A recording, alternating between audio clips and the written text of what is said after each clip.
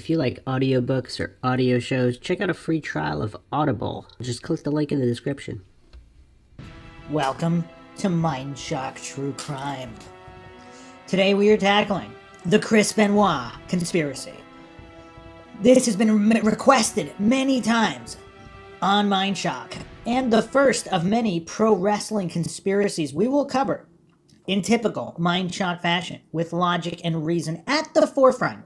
Something no mainstream outlet is doing, and topics that are just too triggering for the mainstream.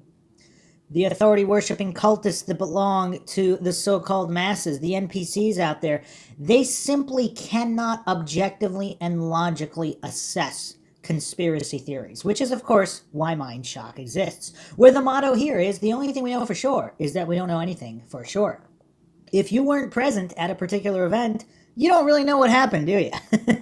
Amazing how many clueless goofs simply do not understand the basics of logic and reason.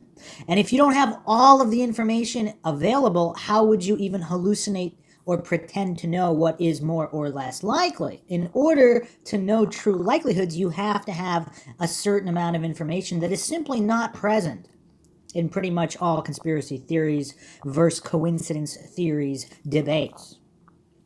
As always, if you enjoy the MINDSHOCK podcast, you want to help support the podcast, help us get more mind-shocking content out there, you can donate to our PayPal. Just check the link in the description. You could also become a YouTube member right here on YouTube for access to exclusive streams and chats. Like and share Twitter, Facebook, Reddit, Patreon. Patrons do get priority for case topic, logical analysis, co-podcast requests. You could also be a guest on the podcast depending on your tier. Questions, comments, theories, not suggestions, rebuttals, debunkings of any kind, leave them in the comment section. So, of course, the Chris Benoit saga, which ended very, very tragically with the alleged murder-suicide, with Benoit killing his family and then himself. That is the official story. I am not alleging it is true or untrue. We are simply going to look at the available information and attempt not to fall for any logical fallacies in our assessments here. So Chris Benoit was, of course, beloved by many fans before this tragic event.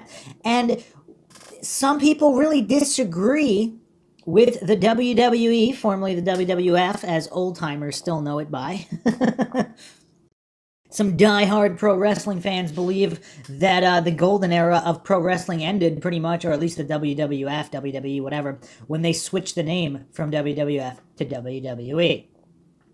But anyhow, Benoit was beloved. Many people enjoyed the exploits of the Canadian Crippler in the ring. He was pretty intense. He had a very unique style, and he had certainly a lot of fans, not only in Canada, but in the US and all over the world as well. So the dilemma that, a certain moral dilemma comes into play. This guy who gave everything for pro wrestling, for him to be so-called erased from the history books, or at least from the WWE archives, is that fair given the possible brain damage he sustained? So if he did have some kind of CTE, chronic traumatic encephalopathy, this is a form of brain damage. Now, the extent of the damage, we can debate that all day, but let's take Benoit and this specific situation out of the equation. Morally, someone with a certain amount of brain damage, how responsible are they for their actions? Because it's very easy to blame them for their actions, but if the brain damage is at a severe enough point where they do not even realize what they are doing, is that the same thing as someone without brain damage who's technically not clinically insane committing the same act?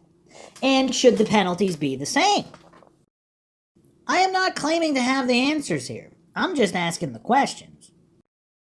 So let's do a quick background on the Canadian Crippler, Christopher Michael Benoit, before we get into the details of the tragic murder-suicide and all of the conspiracy theories that have stemmed from that event. He was born May 21st, 1967, died June 24th, 2007. Allegedly, some believe there's also some timeline trickery. He was a Canadian professional wrestler, worked for numerous pro wrestling promotions during his 22-year career, most notably the World Wrestling Federation, World Wrestling Entertainment. World Championship Wrestling, and Extreme Championship Wrestling in America, as well as New Japan Pro Wrestling, NJPW, in Japan. Utilizing nicknames, the Canadian Crippler alongside the Rabid Wolverine throughout his career. Benoit held 22 championships between WWF and WCW, NJPW, and ECW. He was a two-time world champion, having been a one-time WCW World Heavyweight Champion and a one-time World Heavyweight Champion in WWE. He was booked to win a third World Championship at a WWE event on the night of his death. Benoit was the 12th WWE Triple Crown Champion and the 7th WCW Triple Crown Champion, and the second of four men in history to achieve both WWE and WCW Triple Crown Championships. He was also the 2004 Royal Rumble winner, joining Shawn Michaels and preceding Edge as one of the three men to win a Royal Rumble as the number one entrant. Benoit headlined multiple pay-per-views for WWE, including a victory in the World Heavyweight Championship main event match of WrestleMania 20 in March 2004. In a suspected double murder and suicide, local law enforcement officials concluded, based on evidence found within the Benoit family home, that Benoit had murdered his wife in their residence on June 22nd, 2007, had killed his 7-year-old son on June 23rd, and on June 24th had committed suicide, reportedly hanging himself using equipment in a weight training area inside the residency basement. Later research undertaken by the Sports Legacy Institute, now the Concussion Legacy Foundation, suggested that depression and CTE, a condition of brain damage from numerous concussions Benoit had sustained during his professional wrestling career, were both likely contributing factors of the tragedy. Due to his suspected murders, Benoit's legacy in the professional wrestling industry has remained incredibly controversial and heavily debated. In spite of the assumed crimes, Benoit has been universally renowned by many for his exceptional technical wrestling ability. Prominent combat sports journalist Dave Meltzer considered Benoit one of the top 10, maybe even top 5 all-time greats in pro wrestling history. Benoit was inducted into the Stampede Wrestling Hall of Fame in 1995 and the Wrestling Observer Newsletter Hall of Fame in 2003. Benoit's WON induction was put to a referendum-style revote for WN readers in 2008, a year after the tragedy, to determine if Benoit should remain a member of the WON Hall of Fame or be removed. Ultimately, the threshold percentage of votes required to remove Benoit, set by the WON staff, was not met, and so Benoit still remains in that Hall of Fame. Final appearances in 2007. On the June 11th episode of Raw, Benoit was drafted from SmackDown to ECW as part of the 2007 WWE draft after losing to ECW World Champion Bobby Lashley. On June 19th, Benoit wrestled his final match, defeating Elijah Burke in a match to determine who would compete for the vacated ECW World Championship at Vengeance on June 24th. Since Lashley was drafted to Raw, he had vacated the title. Benoit missed the weekend house shows, telling WWE officials that his wife and son were vomiting blood due to food poisoning. When he failed to show up for the pay-per-view, viewers were informed that he was unable to compete due to a family emergency, and he was replaced in the title match by Johnny Nitro, who won the match and became ECW World Champion. The crowd spent the majority of the match chanting for Benoit. WWE executive Stephanie McMahon later indicated that Benoit would have defeated CM Punk for the ECW World Championship had he been present for the event.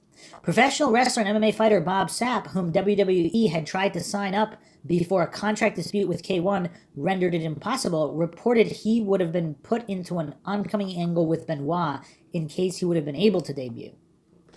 Interesting. Personal life. Benoit spoke both English and French fluently. He married twice. He had 2 children with his first wife. By 1997, that marriage had broken down, and Benoit was living with Nancy Sullivan, the wife of WCW booker and frequent opponent Kevin Sullivan.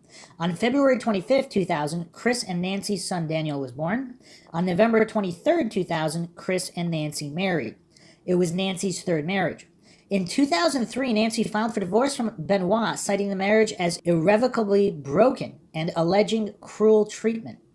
She claimed he would break and throw furniture around. She later dropped the suit as well as the restraining order she had filed. Interesting. All right, so let's get to the details of the actual crime. So this is the official story from the wiki. Over a 3-day period from June 22nd to June 24th, 2007, Chris Benoit, a 40-year-old Canadian professional wrestler employed by World Wrestling Entertainment and living in Fayetteville, Georgia, murdered his wife, Nancy, and their 7-year-old son, Daniel, before hanging himself. Autopsy results showed that Benoit's wife was murdered first as she was bound at the feet and wrists and died of asphyxiation on the night of June 22nd. On June 25th, Nancy was found wrapped in a towel with blood under her head, although Fayette County DA Scott Ballard reported no other signs of a struggle. The couple's son, Daniel Christopher Benoit, who also died of asphyxia, was killed as he was lying sedated in his bed on the morning of June 23rd. Then, on the evening of the 24th, Benoit killed himself in his weight room, where he used his lat pull-down machine to hang himself. He placed Bibles near the bodies of his wife and son. Since Benoit's suicide, numerous explanations for his actions have been proposed, including severe chronic traumatic encephalopathy, CTE, steroid and alcohol abuse, leading to a failing marriage and other personal problems. The incident led to numerous media accounts and a federal investigation into steroid abuse in professional wrestling. Murders and suicide. Nancy Benoit. Friday, June 22nd, 2007, Chris Benoit killed his wife Nancy in an upstairs bedroom. Her limbs were bound and her body was wrapped in a towel. A copy of the Bible was left by her body. Injuries indicated that Benoit had pressed a knee into her back while pulling on a cord around her neck, causing strangulation. Officials said that there were no signs of immediate struggle. Toxicologists found alcohol in her body but were unable to determine whether it had been present before her death or was a decomposition product. Decomposition also made it difficult to estimate pre-death levels of hydrocodone and alprazolam found in therapeutic levels in her body. In any case, her medical examiner saw no evidence that she was sedated as her son had been when he was killed. Daniel Benoit. Daniel Christopher Benoit was Chris's third child, second son, after having older paternal half-siblings named David and Megan via Chris's first wife, who were all living in Canada at the time the murder-suicide took place. He was Nancy's only child, as she had no children with her ex-husbands. Daniel was suffocated and killed in his bedroom, and a copy of the Bible was left by his body. Daniel had internal injuries to the throat area, showing no bruises. Daniel's exact time of death is unknown. The reports determined Daniel was sedated with Xanax and likely unconscious when he was killed. Daniel's body had also just started to show signs of decomposition, but was not as far along as his mother's body. It was later alleged that Daniel had Fragile X syndrome, and that this was the cause of domestic problems in the Benoit family. Fragile X syndrome is a genetic disorder characterized by mild to moderate intellectual disability. It was also suggested that the needle marks on Daniel's arms were the result of growth hormones given to him because Benoit and his family considered him undersized due to Fragile X. Benoit's co-worker and best friend, wrestler Chris Jericho, stated that from his own research on the condition, the symptoms fit Daniel to a T all across the board. Concerning those who had publicly stated they had no knowledge of Daniel having the condition, Jericho said if Chris had decided that he wanted to keep it to himself, you wouldn't have been able to pry that out of him with anything. Despite Chris Jericho's initial statements regarding Daniel, he later stated in his 2011 book Undisputed, it turned out that Daniel didn't have Fragile X, but at the time it made sense because I was grasping at straws. Interesting. Chris Jericho's also spoken about this on his podcast, I believe. District Attorney Ballard later released a statement saying that a source with access to Daniel's medical files found no mention of any pre-existing mental or physical ailments. Likewise, Daniel Benoit's teachers reported that he was on par with other students and not about to be held back as previously thought. Speaking publicly for the first time in a major public interview on Talk Is Jericho podcast in 2016, Nancy's sister, Sandra Toffolini, unequivocally denied any claims that Daniel had ever had Fragile X or any other such condition. She also stated that the claims of needle track marks on Daniel's arms were preposterous. I mean, I'm assuming all of that is clearly known by some people. I mean, that would clearly be noted on any kind of autopsy.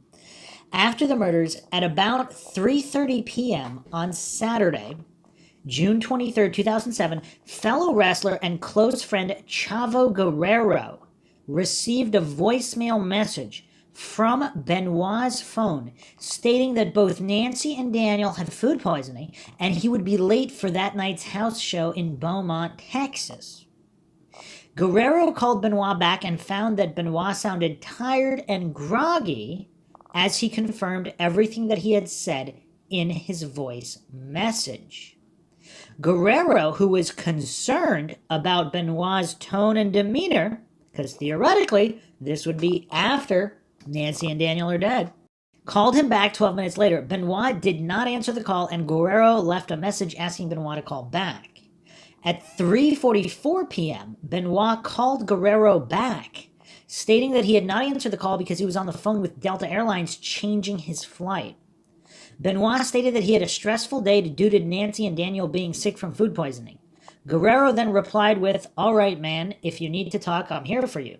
Benoit ended the conversation by saying, "Chavo, I love you."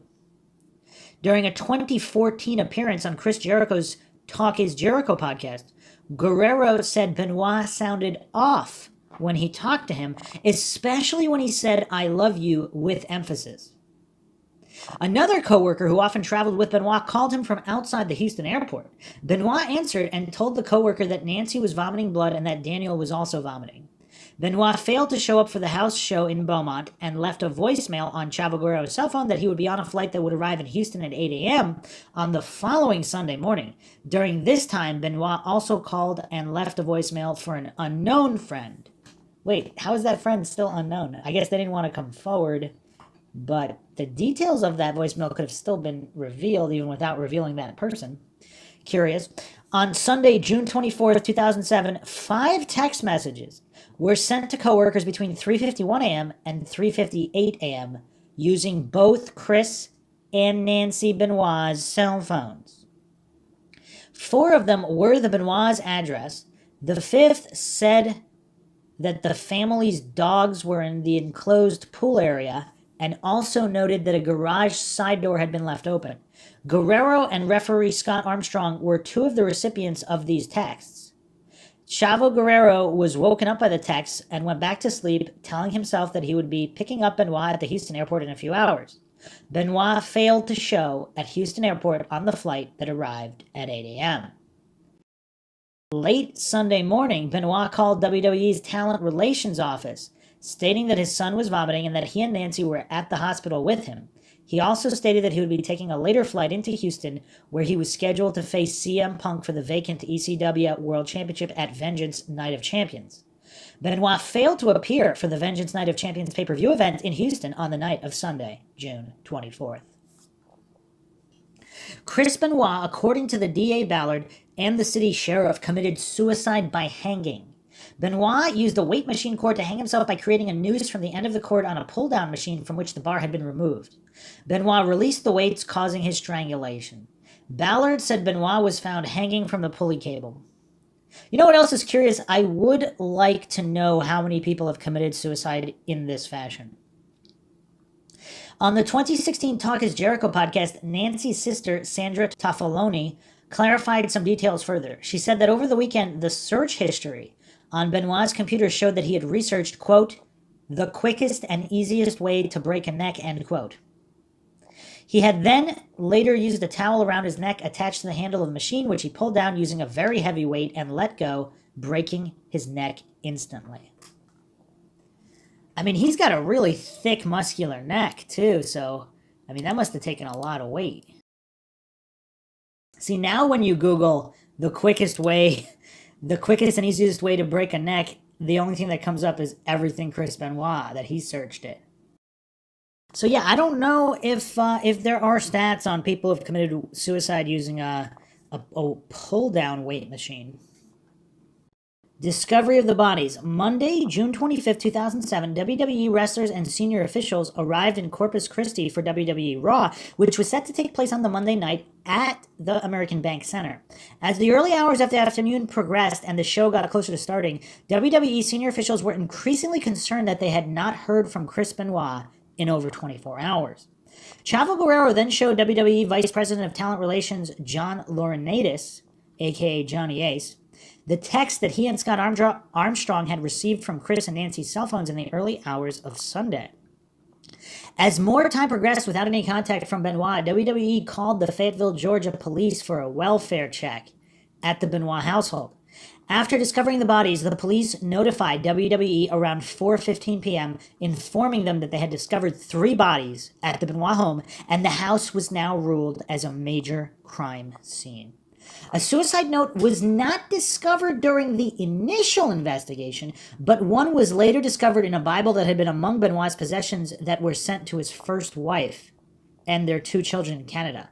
Benoit's father, Michael Benoit, stated that Chris had left a handwritten notation in there saying, "I'm preparing to leave this earth." Memorial and cremation. Memorial for Nancy and Daniel took place in Daytona Beach, Florida, July 14, 2007. Both were cremated and their ashes placed in starfish-shaped urns for Nancy's family. Chris was also cremated. Following a private memorial service in Ardrossan, Alberta on August 6, 2007, but the fate of his ashes have not been publicly revealed. Okay. Possible motives.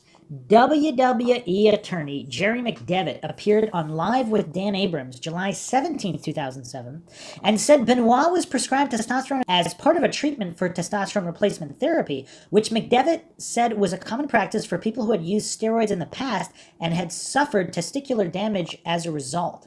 Former wrestler Christopher Nowinski stated that Benoit may have been suffering from repeated untreated concussions throughout his wrestling career, ultimately leading to an unstable mental state. Nowinski was quoted as saying that Benoit was one of the only guys who could take a chair shot to the back of the head, which is stupid.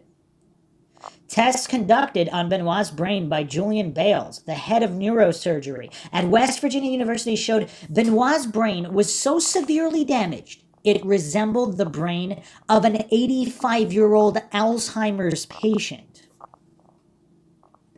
Other tests conducted on Benoit's brain tissue revealed severe chronic traumatic encephalopathy, CTE, and damage to all 4 lobes of the brain and brainstem. I mean, wow, that sounds pretty extensive.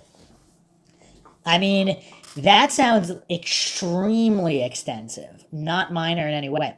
Bales and his colleagues concluded that repeated concussions can lead to dementia, which can contribute to severe behavioral problems. Benoit's father said that the brain damage may have been the leading cause of the double murder-suicide. A statement released by WWE described this as speculative.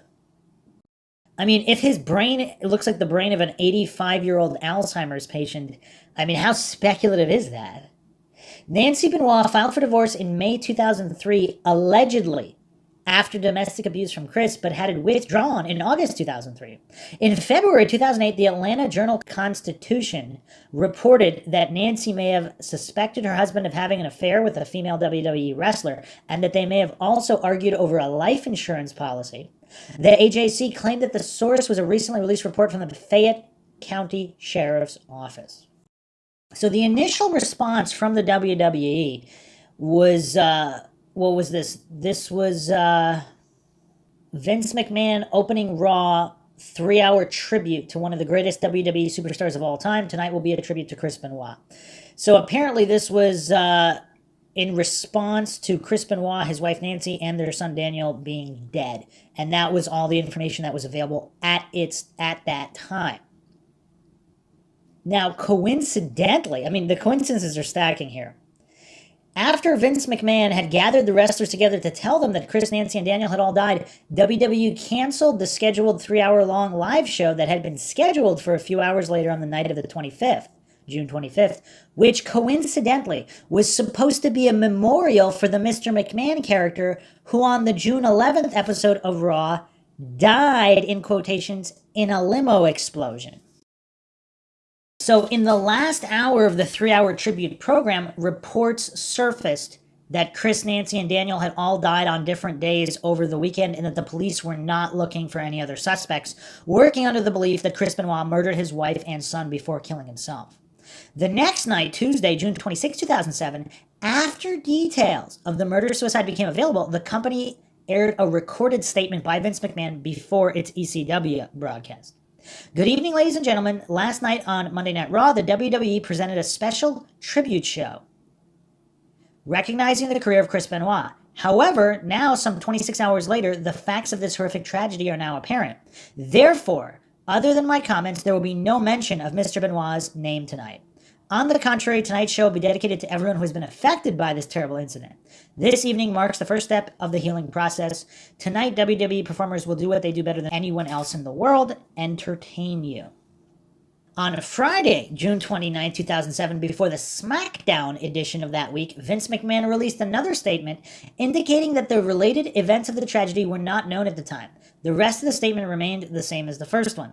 On a recent edition of Raw, the WWE presented a special tribute show recognizing the career of Chris Benoit. However, the facts of this horrific tragedy involving Chris Benoit were not known at the time. Therefore, other than my comments, there will be no mention of Mr. Benoit's name in this program. On the contrary, this show is dedicated to everyone who has been affected by this terrible incident. This marks the first step of the healing process whereby WWE performers will now do what they do better than anyone else in the world: entertain you. After learning about the full details of his and his family's deaths, WWE quickly distanced itself from Chris Benoit. Except for his results and listings in WWE's title history, although the summaries of his title reigns have been removed, and select press releases from WWE's corporate site, the WWE website removed all past mentions of Benoit, including all news articles related to the specific details of the incident, as well as his biography and the video tribute comments from Benoit's peers. So here's where the problems arise. Like, let's say he didn't have brain damage. Should he still be completely erased? I mean, these are because he still accomplished what he accomplished and still entertained everyone he entertained. I mean, is erasing Adolf Hitler from the history books, would that be a service or a disservice? I mean, again, I don't claim to have the answers here. I'm just asking the questions.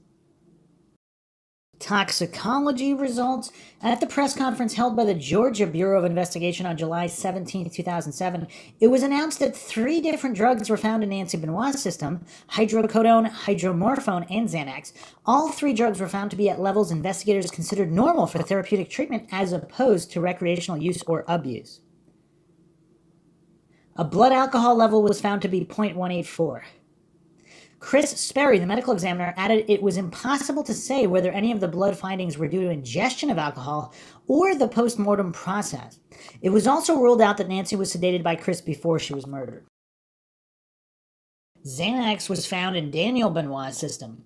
DA Scott Ballard noted that this was not a drug that would be given to a child under normal circumstances. It is believed that Daniel was sedated before being murdered, with Sperry ruling out that Daniel died of a drug overdose.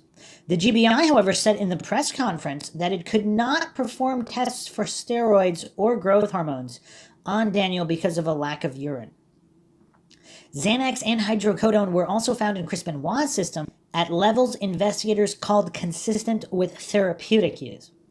Elevated levels of the synthetic anabolic steroid testosterone cypionate were found in his urine. Investigators believe that the level suggested it had been taken recently.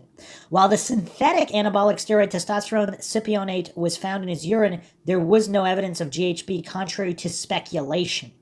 Benoit also tested negative for blood alcohol. Drug charges against Benoit's doctor. Phil C. Austin was the personal doctor for Chris Benoit. His attorney, Manny Aurora, asked the judge to throw out evidence seized during a raid on Aston's office after Benoit and his family died. He claimed the search exceeded authority granted in a search warrant. The police seized other patients' records and 3 years of bank records and computers. According to the Associated Press, in February 2008, Aston was charged with overprescribing medication in a case not connected to Benoit. On January 29, 2009, he admitted he illegally prescribed drugs, sometimes without examining the patients first, and pled guilty to all 175 counts against him. He was sentenced to 10 years in prison. Wikipedia controversy. Now here we're going to go into conspiracy land. A statement regarding Nancy Benoit's death was added to the Chris Benoit Wikipedia article 14 hours before police discovered the bodies of Benoit and his family. This seemingly prescient addition was initially reported on Wikinews and later on Fox News. The article originally read, Chris Benoit was replaced by Johnny Nitro for the ECW World Championship match at Vengeance, as Benoit was not there due to personal issues stemming from the death of his wife Nancy. The phrase stemming from the death of his wife Nancy was added at 4:01 a.m., June 25th, whereas the Fayette County Police reportedly discovered the bodies of the Benoit family at 2:30 p.m., 10 hours, 29 minutes later. The IP address of the editor was traced to Stamford, Connecticut, which is also the location of WWE headquarters. What a coinky-dink. After news of early death notice reached mainstream media, the anonymous poster accessed Wikinews to explain his edit as, quote, a huge coincidence and nothing more, end quote. Man, the coincidence theorist going hard right off the bat here. Police detectives seized computer equipment from the man responsible for the postings and called the posting an unbelievable hindrance to their investigation, but believed he was otherwise uninvolved, declining to press charges. The man had found several rumors online which supported his theory about the Benoit family emergency as reported in Wrestling News. The IP from which he made the edit was tentatively traced to vandalizing the Wikipedia entries for African Wild Ass, The Bronx, The Sopranos, Ron Artest, Stacy Keibler, and Naugatuck, Connecticut. He also reverted vandalism to Chavo Guerrero Jr. and recorded a loss for the Golden State Warriors. Kind of random. Aftermath and legacy. In the years following the double murder and suicide, it continued to be referred to in the media. The Great American Bash pay-per-view on July 20th, 2008 was the last WWE pay-per-view with a TV 14 rating. WWE immediately thereafter adopted their current TV PG rating, which resulted in a noticeable toning down of edgy content in shows. Within a few months, blood was severely toned down, which returned WWE's product to its pre-97 rule on prohibiting deliberate blading in matches. So accidental blading, I guess, is okay. So, a lot to unpack there. So, before we get into all the different conspiracy theories, again, I'm not saying this specific to the Benoit case, but in history, there have been people framed for murder. So, again, theoretically, if someone is trying to frame someone for murder, can it be set up in a particular way?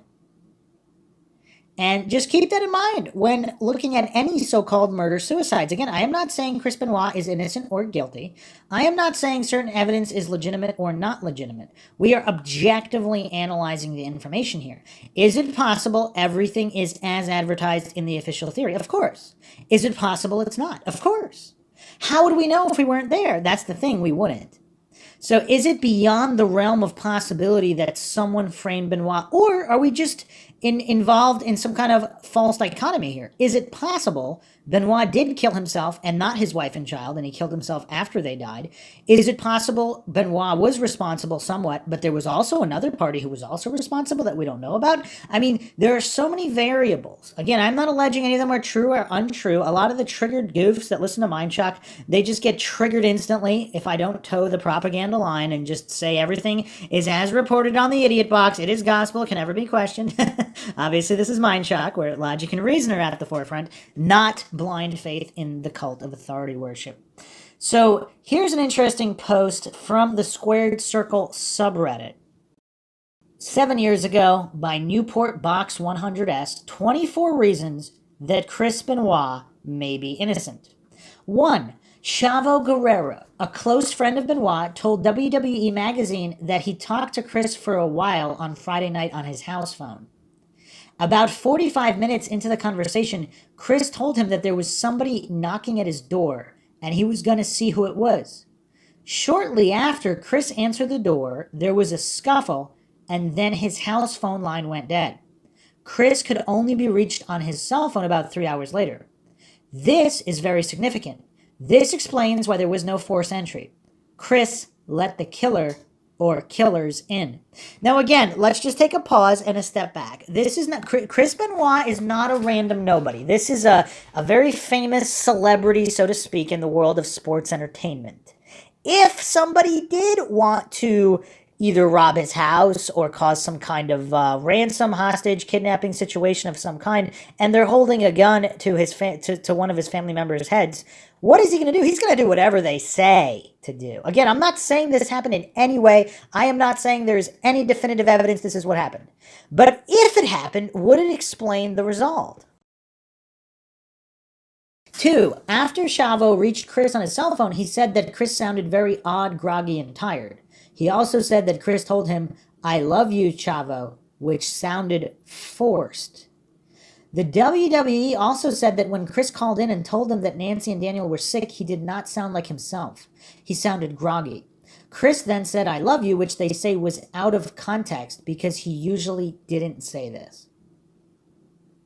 3. Chris Benoit's cell phone is missing. The police cannot find his cell phone or the needles they say Chris used to inject himself with steroids shortly before he died. The police have turned his cell phone off. Wait, what? The police turned his phone off if they don't have his phone? Again, I'm not claiming any of these points here are true or untrue. 4. Chris was not hanging from the weight machine. He was lying on the floor underneath the machine. Another officer said that Benoit was slumped against the weight machine. 5. There was a white cloth wrapped around Chris's neck. If he was so suicidal, why would he care if his neck was bruised? 6. The medical examiner says that Benoit died on Saturday. The text messages were sent Sunday. Chris was already dead, so who sent the text messages? It is noted that nobody talked to Chris on Sunday. 7. The steroids found in Chris's house were not in his body. I'm not sure what he's getting at there. 8. If Chris had murdered his family, why did he need to text people? Think about it. Everybody was dead. Nobody would hear him talking, so why text? Calling would have been easier. I believe the killer texted Benoit's address to get somebody to come to the house to find the bodies. But why would they do that either? I don't know. 9. Chris sent Chavo a text message telling him his address. Why would he do this? Chavo already knew where Chris lived. He spent the previous weekend with him. I mean, these are all good points. These are all good points. Although, conversely, if Benoit is in this advanced stage of dementia at this point, perhaps he had another head injury at the house. Maybe he just slipped, bumped his head, and that made everything a lot worse. And at that point, he was no longer thinking clearly. Or is it possible burglars were breaking into his house and he had a head injury at that time, and he may or may not have killed Nancy or his son? Maybe the burglars did it. Who knows? And then maybe he killed himself, or maybe it was staged to look like a suicide. Because again, suicidal people are not magically exempt from the world of crime. A lot of coincidence theorists maintain that, okay, he had this letter saying he's prepared to leave this earth. Okay, so let's say Benoit is planning suicide for however many weeks or months. Does that magically make him immune from any violent encounters with criminals? Do criminals know which people are suicidal and not suicidal and specifically don't target them? Is there a magic Dungeons and Dragons protection spell against suicidal people in the universe? This is something coincidence theorists just really have a hard time with. I mean, this is basic logic, people. 10. Chris's body was badly decomposed, about the same as Nancy's. This shows he died sooner than Sunday. Again, I'm not getting I don't know where he's getting this information from. 11, why would he tie up Nancy to kill her? He was a big guy. He could have just hit her one good time and she would have been out. I mean, that's an interesting point as well. But again, if it was the dementia, and who knows how he would have done it. If he wanted to, if he actually did do it. 12, Ray also told me that the world press is reporting the manner of the deaths wrong. He says that Daniel was shot in his head and Nancy was shot in her chest. Okay, so now we're getting into a cover-up, if that is true. 13, Chavo said that Chris Benoit seemed worried about something, but he could not get Chris to open up and tell him why he was worried. Again, that's a neither here nor there situation, because if he is planning to kill his family and himself, he probably would be kind of off and worried. And then again, if somebody was holding his family hostage or whatever the situation was, of course he'd be worried in that situation as well. So simply being worried, I mean, that's not enough to know what happened about anything. 14, there was no Bible beside Chris's body. Why would he place a Bible beside Nancy and Daniel and not place one beside his own if he knew he was about to take his own life? Well, the clear answer there is suicide is a sin, whereas getting murdered is beyond your control. So I don't know, perhaps that's an easy explanation there. 15, there were 10 empty beer cans and an empty bottle of wine beside Chris's body. He tested negative for alcohol. Again, I don't know how much can be made of that. Did they DNA test the cans? Because if they already believed he did it, did they actually not DNA and fingerprint test the entire house? Because if this was a burglar step, I mean, obviously they could have been wearing gloves and possibly not left DNA, but did they at least go through the motions of a legitimate investigation? I don't know if there are details on that. Because if it is Benoit's DNA on the beer cans, then he simply could have drank them days earlier and not bothered to clean them up. But if it's somebody else's DNA on those bottles and beer cans, I mean, that's curious. That would definitely be curious. Although, I mean, yeah, it's hard. 16, the toxicology confirmed that Chris had hydrocodone, a painkiller, Xanax, an anti-anxiety drug. I have used both of these. These two drugs combined will sedate Chris and make him very sleepy, so he could not fight back. 17, the police originally said that Daniel died on Friday because his body was badly decomposing. This supports my belief that all three died on Friday night. The police changed the manner of Daniel's death 3 times. First, he died from a garbage bag. Second, he died from a chokehold. Third, he was smothered by a pillow. Why would they keep changing? Well, I mean, incompetent police could also address that, or simply competent but differing opinions on autopsies. I don't know.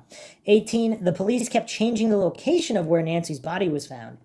First, she was found in the downstairs family room. Second, she was found in the upstairs bedroom. Third, she was found in the house office. That's curious. I mean, could these have not been the police, but possibly just erroneous statements passed on through the media? Broken telephone, so to speak? I mean, again, it is curious. I mean, if there were 3 changes, that's kind of a lot. 19, Chris's father said that Chris called him on Father's Day and told him that he wished he could spend more time with his family, but he had to work. One of Nancy's friends said that Nancy loved Chris and she had no plans to leave him. Again, none of this really proves anything about anything. 20, retired wrestler Bam Bam Bigelow died January 19th, 2007. Sherry Martel died June 15th, 2007. The Benoit family died June 22nd, 2007. Since the family died, 2 other wrestlers have died, Brian Adams and Johnny Crush, in July and August 2007. Chris Benoit, Eddie Guerrero, and Brian Pillman all died the night before they were set to win title belts. Okay, interesting. And Chris Benoit and Eddie Guerrero were best friends as well. Sherry Martel's death is even more suspicious to me. Sherry Martel had ties to Nancy Benoit's ex-husband, Kevin Sullivan. The circumstances surrounding her death have never been released. I mean, this is shaping up to be quite a web. Quite a web indeed. 21. Kevin Sullivan told Chris Benoit that he would kill him. Kevin is currently a high-ranking member of a satanic cult. He is also on the WWE board of directors. Sullivan also had motive to kill Daniel Benoit because he was Chris and Nancy's offspring. Retired wrestler Dusty Rhodes said that he danced with the devil when working with Sullivan, who is known as being cold-hearted and conniving. The Benoit family was murdered on the 10-year anniversary of Nancy's divorce from Sullivan. Okay, all right, the coincidence stack is getting kind of high now. Getting kind of high. If that's true, I mean, that would be an interesting, that's 1/365th chance that, I mean, and 10 is a round, I mean, that's a pretty round number as well. I mean, the stack, and we're gonna get back to Sullivan in a moment here, but continue on with these points. 22. Nancy's Benoit's death was posted on the internet 14 hours before her body was found. 23 weeks before he died, Benoit's colleagues said that Chris began taking alternate routes to and from work and back to his house. Chris and Nancy believed that somebody was following them. Chris's friends dismissed his worries as paranoia. Okay, I would like more information about this. So here's the thing about all these coincidences. By itself, any one of these coincidences, okay, that's not much to look at, whatever. But when you have all of these coincidences, I'm not saying there's anything to them or that Benoit is innocent in any way. I'm not claiming that. I'm not claiming he's guilty or innocent. I'm just saying when you have this many coincidences, all that at least merits an investigation into other avenues. That's all I'm saying. If for nothing else, then to confirm the conclusion that Benoit is guilty, just to rule out all the other possibilities. Now, did police really investigate Sullivan? Now, again, I don't have this information. I don't know whether they did or didn't. But if they are sure that Benoit is guilty, I mean, obviously, it's easier just to close that case. It's a murder-suicide, bam, bam, done. There's no need to go digging and interviewing all of Benoit's colleagues about how him and Nancy think that somebody's following them and that all of these things. There's no reason to go down those rabbit holes when you're 100% convinced he did it. Now, obviously, the police's job is to do objective, logical, neutral investigation. But how often does that really happen? And did they investigate thoroughly? I wouldn't be surprised if they didn't. Maybe they did, but I wouldn't be surprised if they didn't because in a lot of cases, they simply don't. 24.24 here, the Benoit family was murdered the same week that the WWE had a storyline of who killed Vince McMahon, the head of the whole company. So for those that believe in like these really crazy Illuminati conspiracy theories, and by crazy I don't mean untrue, let's not fall for all these ad hominem or appeal to incredulity logical fallacies. It might be true, but it just seems, I mean, there's a lot here to unpack. But if there is a plot, see, pro wrestling itself, I'd have to do a dedicated episode on this. But the amount of predictive programming in pro wrestling, I mean, everything from the New World Order to the so-called 9/11 predictions with Hulk Hogan and Randy Savage talking about the Twin Towers coming crumbling down. The Twin Towers tag team, Akeem and the Big Boss Man. This is the Gene Okerlund interview that I'm sure most pro wrestling fans know about. I mean, it's just uncanny, the level of coincidences. If these are simply coincidences. I'm not going to get into that, but billionaire Vince McMahon, clearly, if he is dialed in to the New World Order or the Illuminati in some capacity, then the plot to eliminate Chris Benoit and his family, for whatever reason, let's not get into motives here.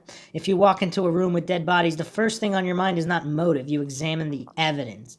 Hallucinating, you would know the motive, even if there was a good one. Clearly, and these high level, this is something coincidence theorists are just so clueless about. I mean, the Dunning-Kruger here is off the charts. If there is a top secret motive, how could that motive ever be revealed? Because if there was a good enough reason to perpetrate the conspiracy, why would the reason be publicly available? Wouldn't that defeat the whole purpose of the conspiracy in the first place? So if there is a conspiracy, I'm not alleging there is, but if there is one, the motive might not be so easily and publicly available. Or, conversely, motives could be presented that the coincidence theorists would just brush off as silly or with appeal to incredulity logical fallacies where they wouldn't believe the motive presented even if it was the true motive, if the conspiracy is true. Someone else posted this, that it just happened to be a different Kevin Sullivan that's on the WWE board of directors. I mean, that by itself would be a gigantic coincidence. Okay, so apparently it looks like Kevin Sullivan, that is a different Kevin Sullivan. Okay, wow, we're going down the Sullivan rabbit holes. So There is a producer named Kevin Sullivan. Supposedly, this is not the pro wrestler Kevin Sullivan that Nancy Benoit was married to. But all the coincidence theorists out there, get a load of this. This is from the Sportster.com. This was published November 24th, 2021. Kevin Sullivan had one of the weirdest careers in wrestling history. Kevin Sullivan's Prince of Darkness gimmick was groundbreaking and led to real-life drama that wrapped up one of the weirdest wrestling careers ever. Kevin Sullivan had a long career. He worked for many promotions and played many characters. His career had quite a few strange turns inside and outside of the ring, which could put him in the position of having the weirdest career of any wrestler ever. Kevin Sullivan as the Prince of Darkness. Sullivan was a territory journeyman and NWA mainstay for many years before he hit his stride in Championship Wrestling, a Florida-based territory portraying the character of the Prince of Darkness. As this character, Sullivan was able to tap into society's fear of Satanism, witchcraft, and the occult in a way which wrestling had never seen before. It helped that the 80s was the peak of this paranoia with the popular tabletop game Dungeons & Dragons causing quite a stir among some religious groups. Sullivan was one of the few who was able to cash in on the trends of the time. Wrestling in the Southern Bible Belt region, Sullivan was able to antagonize a fairly religious audience with his Army of Darkness faction, which included superstar Billy Graham, the fallen angel, Nancy Benoit. Wow. The Lock, Winona Littleheart, and Sir Oliver Humperdinck. His faction would attack the psyche of his opponents, leaving audiences bewildered and uncomfortable. In his article, When Wrestling Went Metal, Benjamin Welton says, during their heyday, Sullivan's cult came to the ring and a series of black-cloaked and corpse-painted minions who usually brought with them boa constrictors of varying colors and sizes. Add in a half-naked fallen angel, who was Nancy Benoit, and then you've got a good idea of just how much of a spectacle Sullivan's Army of Darkness was. If you watch any of Sullivan's matches from 1982 until 1988, you can see them in the audience booing or threatening to beat the spirit of the Lord into Sullivan's ungodly Yankee body. This guy's a good writer. For the Army of Darkness, this was proof positive that the gimmick was working. For the audience, the Army of Darkness was proof positive that the world, or at least Florida, was going straight to hell. If you were a child in the 80s, it was something you didn't want your parents to catch you watching. In a shoot interview with Kayfabe Memories, Sullivan admitted he wanted the boys in the back to be convinced he was a real devil worshiper, thinking that if he could convince them, he will get even more over with audiences at the shows. The success of the Army of Darkness led to his career in WCW. Sullivan altered his character to become the Taskmaster, adapting to the less edgy, more family-friendly style of WCW at the time. Sullivan became the Booker of WCW and would remain as Booker throughout the Monday Night Wars. And it was at this time when Sullivan formed the infamous Dungeon of Doom, a main event faction who were particularly memorable throughout their feud with Hulk Hogan. Hogan even showed the first signs of becoming a heel in this feud as Sullivan seduced him to the dark side for a short time. In 1997, Sullivan lost a retirement match to Chris Benoit, although that is just the start of the story. Chris Benoit's relationship with Kevin Sullivan. In his last feud as a full-time wrestler, many say that Kevin Sullivan booked his own divorce. His real-life wife at the time was Nancy Toffoloni, who would become Nancy Benoit, who portrayed his valet, Woman. Her name was Woman. As booker of WCW at the time, Sullivan booked the storyline of Chris Benoit luring Woman away from the Dungeon of Doom. You can't make this stuff up, people. Since these were the days of kayfabe, Sullivan insisted that Chris and Nancy would travel together to shows and eat together in public to give off the illusion that the storyline was real. Sure enough, The storyline did become real, as Nancy would eventually divorce Sullivan and marry Chris Benoit in real life. So again, the people who purport some kind of an Illuminati conspiracy theory, I mean, everything from the president of Ukraine playing the president in some kind of comedy TV series in Ukraine and then becoming the real president. I mean, Donald Trump in The Simpsons becoming president, then actually becoming president. I mean, some people believe that the Illuminati works through this predictive programming and that things are kind of shown in fake media that will become real or are real, and they're kind of shown in jest, so people kind of assume it's fake, but then it turns out to be real, and it's all some kind of put on game. And this is where the Illuminati, the Illuminatus book trilogy, which I've discussed in the past, touching upon Discordianism and guerrilla ontology, so to speak, where the goal is to kind of make people unsure of what is real and what is a put on by intentionally mixing fact and fiction. Now, is that what happened here, or is this all just mere coincidence? But continuing on here, the repercussions of this feud would have real-life consequences years later. After the tragedy in 2007 in which Chris Benoit murdered Nancy and their son Daniel, conspiracy theories started popping up online suggesting that it was Sullivan who had killed Chris, Nancy, and Daniel and then framed Benoit for the whole thing. Obviously, there is no evidence of this, and it was confirmed Benoit committed murder/suicide. I mean, confirmed by the cops. Does that mean really confirmed? In an interview with Chris Van Vliet, Chris Benoit's son, David Benoit, confirmed that police had investigated Kevin Sullivan and ruled him out of any wrongdoing. David would say, conspiracy theories are just a joke, just a joke. Kevin Sullivan didn't do anything. We looked into that. We had the police look into him. End quote. Wow. Okay. So what does that mean? So does that mean that the Benoit family insisted that the police investigate this guy? Now, is it true that these deaths happened on the 10-year anniversary of their divorce? Because that's a heck of a coincidence. And then there just happens to be another guy named Kevin Sullivan. Now, Sullivan that's a relatively common last name, but just the sheer chance here of stacking these coincidences. Now, is this a Kevin Sullivan who is not the pro wrestler, but possibly related to him? I mean, they do have the same last name, who served on the WWE Board of Directors. I mean, I don't know. These are a lot of coincidences. Now, even if, let's remove the Board of Directors aspect to it, it's still a lot of coincidences here with the satanic cult angle, with the booking of a woman, aka Nancy, who was lured away by Chris Benoit, and then she ended up divorcing Sullivan and marrying Benoit. I mean, is this all just simply too coincidental? There's a Facebook group called Stunning and Interesting Facts That You Didn't Know.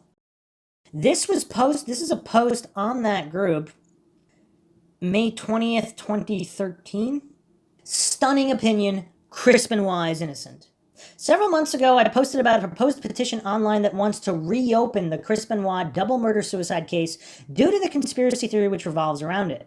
Now, on Stunning Opinion, I will share the point of view of a certain wrestling smark, a wrestling fan who knows the backstage happenings in the wrestling business, about one of the theories that Kevin Sullivan killed the Benoit family. Another point here, too. The guy that posted the death of Nancy Benoit before, some 14 hours before it was released, or more, whatever it was, is it possible he's looking at these theories on wrestling forums and the true killer threw that out there just to screw around with everyone, especially if it's some kind of Illuminati cult-based conspiracy? But even if not, a lot of killers, they like messing with people. So is it possible that the real killer threw it out there? So even though the person who posted it on Wiki wasn't involved in any way, he simply found some kind of reference to it by the real killer.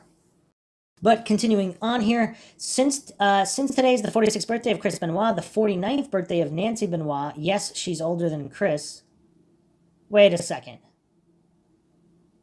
They have the same birthday? They actually don't. Apparently her birthday is May 17th, Benoit's is May 21st. So Benoit's birthday is supposedly...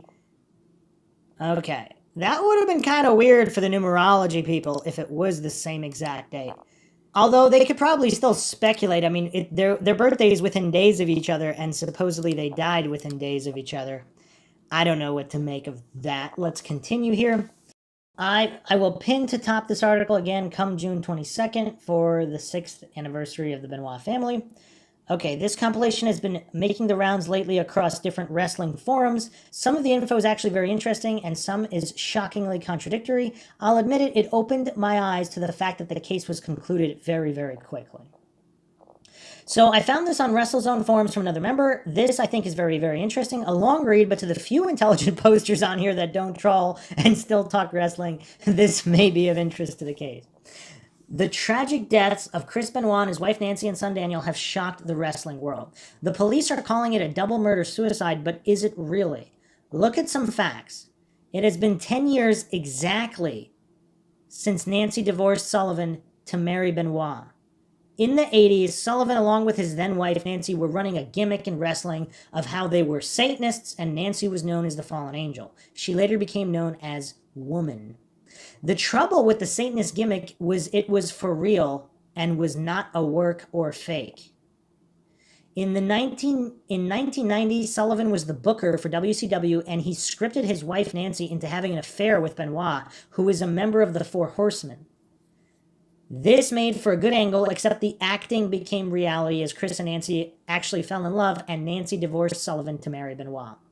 Another point, too, Benoit's other son, David Benoit, he said the police ruled him out. Now, if the police ruled him out and he really was guilty, and the police just didn't find it out, they told David Benoit. Of course, David Benoit is going to think it's true if he trusts the police. Another darker theory is if David Benoit somehow is in on something. But either way, just because someone says something doesn't make it true. That's why we don't trust the words of humans on MINDSHOCK. Not that they're lying. They could be saying what they think is the truth, but they could be mistaken. Humans are fallible. Again, a shocking concept to coincidence theorists and authority-worshipping cultists who think police can't make mistakes or who think police can't be corrupt. Of course they can. Benoit left the WCW to go work for WWE, which was then known as WWF. It is a fact that Sullivan threatened Benoit and told him he would kill him. Yes, that was 10 years ago, but Sullivan is no dummy. He is known for being a calculating, conniving, cold-hearted individual. Retired wrestler Dusty Rhodes even said that he danced with the devil when working with Sullivan. Today, according to a reliable source, Sullivan is a high-ranking member of the Satanic Church. You know what's funny?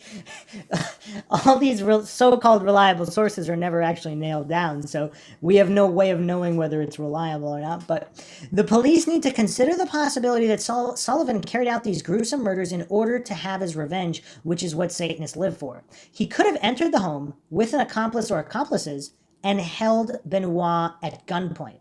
Sullivan could have then bound up Nancy and made Benoit and his son Daniel watch as he strangled the life out of her.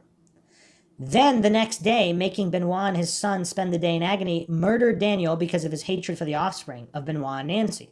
Then he could have made Benoit wait an entire day before killing him, to be by hanging in the basement. You know, one of the biggest things that points to this theory possibly being true is, again, if Benoit really does have severe brain damage, then it all goes out the window. But if his brain damage is not that severe and he wanted to kill them, why would he put his knee in his wife's back and choke her from behind? I mean, that just seems kind of weird. Would that be the number one way to kill her if he really wanted to kill her?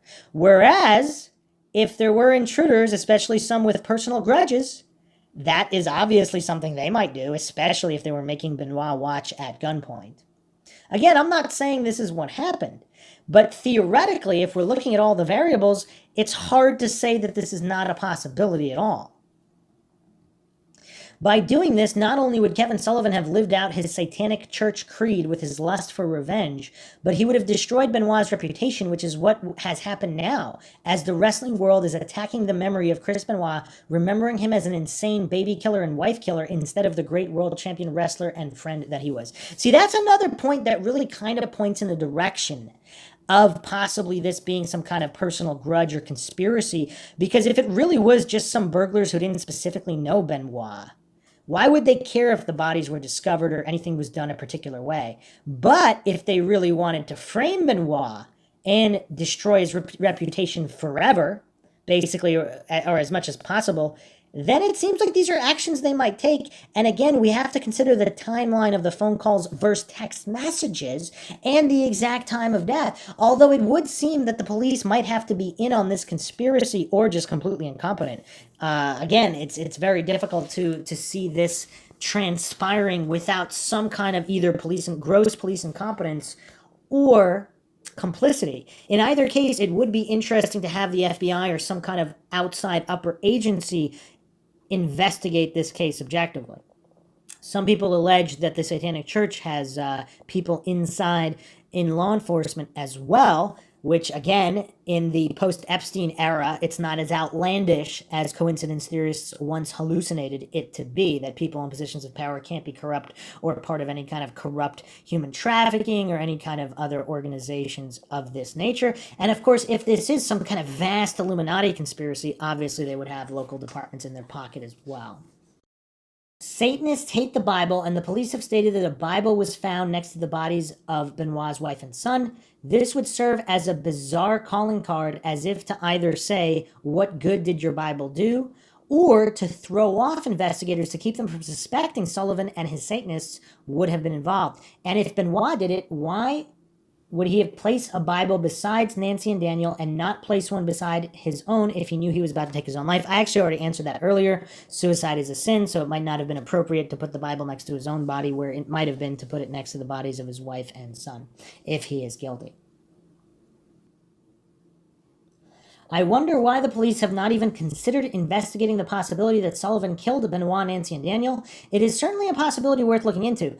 Also, Benoit was going to be crowned ECW World Champion on Sunday night. Why would he murder his family and kill himself when he was about to be on top again and make lots more money? Again, someone with a personal grudge. The timing seems to align perfectly here. If it's the 10-year anniversary of the divorce from Sullivan, and Benoit is about to become champion that weekend, I mean, it seems like that would be a good time for a Satanist to want to act on this. Again, if he was definitively ruled out, that's fine. But unless we have direct evidence of how that ruling out was done, it's kind of difficult to say. Why would he tie up his wife before killing her? He would have no reason to, but Kevin sure would. Sure, Benoit had some problems with Nancy, but that was 4 years ago. What married couple doesn't have problems? Remember also that they reconciled, and as far as everyone knows, there had been no other incidents reported. Hulk Hogan said this about Nancy Benoit. She was into devil worship stuff. It was part of her wrestling character, but she was somebody who gets so close to their character, someone who gets into their character too much. Sometimes these people believe their own publicity. Interesting statement from the Hulkster. One also needs to consider the fact that Benoit loved his kids and was so proud of his son. He let Daniel wear suits and ties to his wrestling events, and Daniel was proud of his dad. He was loved and respected by all those who knew him.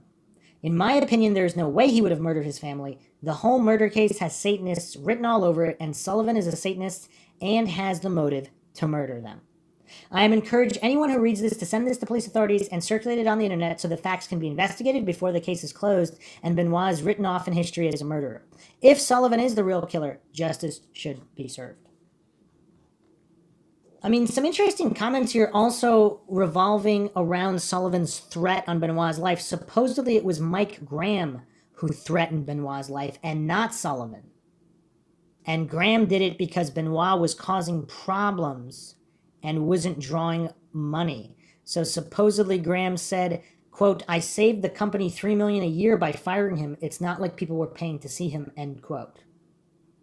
But either way, it seems like there was a threat from either Sullivan or Sullivan through Mike Graham. Now, threatening someone's life is not to be taken lightly, especially when the guy basically took your ex-wife. I mean, it's kind of crazy. I mean, one of the main points here is, did Chris Benoit and his wife Nancy, did they really suspect they were being followed? See, if it's just Benoit and he does have a lot of brain damage, okay, whatever. But if Nancy Benoit also apparently thinks that she's being followed and is also changing her route to and from home in general, and they possibly did see somebody following them, I mean, what does that all mean? So apparently, Nancy Benoit was having an affair with Chris Benoit before she divorced Solomon. So it was an official extramarital affair. She also managed Benoit's career for a certain period of time. What's also curious here, in December 2006, Nancy Benoit had back and neck fusion surgery with Lloyd Youngblood, the same surgeon who had previously done a 3-hour neck operation on Chris Benoit, June 28, 2001. Huh. Some people are alleging that Kevin Sullivan, not the pro wrestler, but the one that was on the WWE board of directors. I mean, how many coincidences are we on now? The Kevin Sullivan that was not the pro wrestler previously married to Nancy Benoit, but the one on the WWE board of directors, they were alleging that he was the Wikipedia editor. I mean, would the FBI make that public, though? I guess they wouldn't, right? Because that would be too crazy. But if he was that, I mean, how much of a coincidence would that be? Is that Kevin Sullivan related to the Kevin Sullivan pro wrestler? And even if they're not related, were they in cahoots regarding something? The Wrestling Facts YouTube channel has an interesting video, 10 disturbing facts that prove Chris Benoit is innocent. We went over this in the bullet points for the 24, but there's an interesting comment here by Midnight Movie Man. Let's look at a few things in context to give this a fair assessment. A, have bookers and the WWE specifically covered up murder? Yes, notably Snuka, but quite a few alleged. Might have to do a podcast on that. B, has a wrestler ever gone on a killing spree due to steroids? No. C, do wrestling companies want a long, open investigation or a short, quick one? Probably the quicker, the better. That's another point, too. The WWE certainly has the funds to pay off the right people. Now, whether they actually did that or not, I'm not gonna go down that rabbit hole right now. But they clearly had the money, especially back then. Some people think they're not doing too well these days, at least compared to back then. But back then, they were making bank. They clearly had the money to pay off who needed to be paid off, regardless of what the real truth is. D, have wrestlers been killed from vengeance? Yes, Brody being the biggest example. Knowing all of these things, we can give a lot more credence to the possibility that Kevin Sullivan did this, and too many people knew about it for PR to actually warrant Vince, even if he could, requesting the investigation be extended. My point is, even though it's messed up and I'm not defending him, Vince would rather Chris be framed than have to go through years of trials and possibly have to revisit the steroid trauma. We do have undisputed proof that Chris believed he was being watched, and he loved his family. We also have proof that Kevin Sullivan is not a very good man. All I am saying is I do not see it as disrespectful or distasteful to employ the possibility that Kevin might have done this, which is what makes more sense to me if you look at everything chronologically. What really makes it interesting as the text sent after death. This wasn't an hour or two where the coroner could have made a mistake. This means someone definitely sent a text from Chris's phone after he died. That alone is enough to make me question his guilt. I mean, some good points here, and even if it wasn't Kevin Sullivan, again, Chris Benoit is high profile. If there was someone else who wanted to take him out for whatever reason, or possibly maybe the initial plan, this is another thing coincidence theorists really have trouble with. Humans are fallible. If some criminals wanted to maybe do some kind of kidnap, ransom situation, or whatever the case may be, maybe they never intended it to be murder. And then obviously things go wrong. Murphy's Law is a very real thing. Criminals are not exempt from Murphy's Law. Just because someone's a criminal, a burglar, whatever, that doesn't mean their plans will always go perfectly. But for some reason, coincidence theorists really have a hard time with that. Few other people chiming in on this video. Somebody 26 years as law enforcement.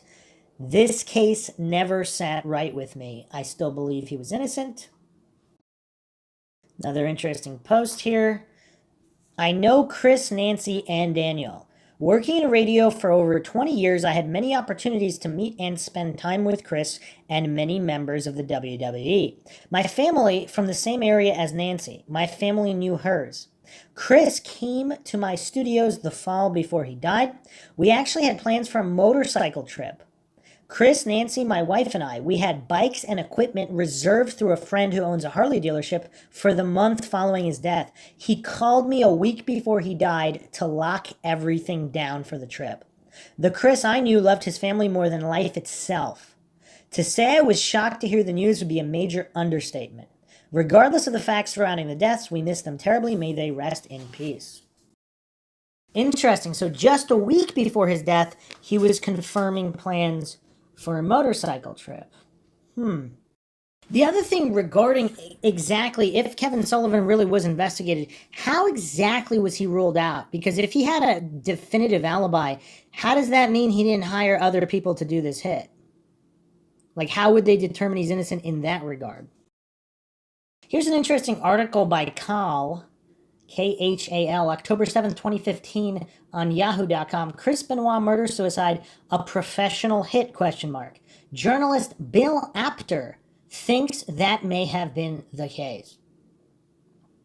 In June 2007, the professional wrestling world was rocked when it learned that Chris Benoit, his wife Nancy, and their son Daniel had died at their home. Benoit, a well-respected hand in the ring, had been to the top of the mountain in the WWE, was a member of the Four Horsemen in the WCW, and made a name for himself in the early ECW days, as well as Mexico, Japan, and Canada. Benoit's wife, Nancy, who had been a valet in the pro wrestling business for years, was found bound and strangled, while their 7-year-old son was found dead in his room. Chris was found in the basement with police determining his cause of death being suicide by hanging. Police concluded Benoit killed his wife, then murdered his son sometime later, before ultimately taking his own life. No one truly knows the definitive why or how this all happened, but with the inner turmoil that many spoke of between Nancy and Chris are believed to have triggered Chris into committing such heinous acts. Well, everyone except legendary professional wrestling journalist Bill Apter. Apter has been involved in the professional wrestling circuit since the 70s and rose to prominence via his work with publications like Pro Wrestling Illustrated, which played to the more theatrical side of pro wrestling without spoiling things for the fans. Those magazines haven't been as prominent, thanks internet, but he still remained a figure in bringing the proper news side to professional wrestling, so it made sense that pro wrestler Chris Jericho would invite him on his Talk is Jericho podcast. It's there that people got a feel of Apter's theory on what happened in the Benoit household back in June 2007. It's a story that differs from what police may have found. Quote, I think somehow Chris got in some sort of trouble. I don't know what it was. I don't know what it was or whatever, but I think something happened. I think when he got home, Nancy and his son were already dead. To me, if a murder, is done in a professional way, they can make it look like you did it and you committed suicide as well, end quote. Apter's main reasoning, ? That'd be the love that Chris had for Daniel. Another quote, I understand that husbands and wives will kill each other sometimes. They do, but not the boy. This is what didn't make sense to me, because I knew they had a volatile relationship, Chris and Nancy. There were a lot of issues and all that, but because of Daniel, the boy, and how enamored he was with Daniel, I still today can't fathom that he could do this. End quote. While Apter doesn't really have an answer for what Benoit would have done to have angered someone to fake a murder-suicide, the official police deduction on the situation isn't any more informative. There's no definitive answer about what happened to the Benoit family 8 years ago, and one can't disagree at Jericho calling the situation shady. Irv Muchnick's brilliant book, Chris and Nancy, The True Story of the Benoit Murder, Suicide, and Pro Wrestling's Cocktail of Death, tried to answer some of these questions regarding the incident, the investigation, and more, but only came up with more questions. And while many think it was either the concussions Benoit suffered or the mixture of pills and steroids that turned a volatile situation deadly, this tragic incident doesn't seem to have any way of finding a conclusion. And an even more dark theory, possibly the darkest theory of all, is if Nancy or someone else killed Daniel and then Chris stumbled into that situation, how would that have unfolded? Again, I am not alleging anything is true or untrue or there is any definitive evidence for anything. Another theory here is if this wasn't a hit per se, it was just burglars who maybe killed his wife and his son and then left. And then if Benoit comes into the house and his wife and son are dead, what does he do? Is he going to commit suicide? Is that a possibility? Again, let's not fall for false dichotomies, because apparently his brain did have some level of damage to it. But even if it didn't, could you blame? It's kind of hard to blame the guy if your wife and son are dead. It's hard. It's really, really hard to say if you knew him and he was already depressed and had all these other issues, would he kill himself? Would that be the straw that broke the camel's back? Other people believe that Eddie Guerrero's death was kind of key in Chris Benoit's eventual breakdown. But again, let's not fall for false dichotomies, because we really don't know what happened. Any number of factors could be at play here. Another thing I keep going back to also, is it a fact that the police cannot find Chris Benoit's cell phone or Nancy's cell phones? If both of their cell phones are missing, that's really fishy. They should still be able to get all of the phone data, the pings, cell phone tower locations. If these messages were sent from other locations, has this been properly investigated? That's something that that needs to be nailed down, because is it possible how could they not have recovered the cell phones if they were in the house? Or did they recover the cell phones and then they went missing? Why would they go missing? Also on subreddit, it is discussed supposedly the Blue Meanie, Sonny, and Kevin Nash all brought up rumors that it was some kind of a professional hit. Now again, they could just be talking rumors. They didn't link the exact interviews here on exactly what they said, but it would be interesting to get more pro wrestling insiders off the record, because how many of them would state their true beliefs on the record regardless of what they really were? So the final most outlandish thing we're going to go over is apparently the writer of the song Chris Benoit for the Insane Clown Posse. So supposedly this guy claimed him and Chris Benoit were involved in an Illuminati-type cult that revolved around cloning. Supposedly this group cloned children and famous people for sexual or murder pleasures at some point. The guy claimed Chris Benoit's clones were the Queen of England's favorite sex toy. It was a really nice piece of fiction. It was entertaining for a while. So again, we don't know if this is I don't know if that's legitimate in any way, or if this writer of the song is completely insane. But yeah, some of these Illuminati theories get really, really crazy. And with the cloning and all that, we've seen them before. So here's the last point here regarding any possible conspiracy or cover-up. If all the records here are sealed, if there's no cell phones, if there's no exact details, what are the testimonies of the officers who first arrived? Because what's with the changing of the body positions where they were found? Are these just clerical errors or broken telephone and reporting? None of this really makes any sense. This is as far from a clear-cut case as you can get in terms of murder-suicides. There's a lot that doesn't add up here. I have a lot of questions about Chris Benoit, but even more Nancy Benoit, about who they think was following them, how often they were being followed, and all of these things. Obviously, their close friends would know, but why are they going to say anything about it? I don't know. There needs to be, of course, an independent investigation. But if there is a conspiracy and cover-up, it's awfully convenient to just say case closed, all records sealed. That's the end of that. And no one will ever find out the truth.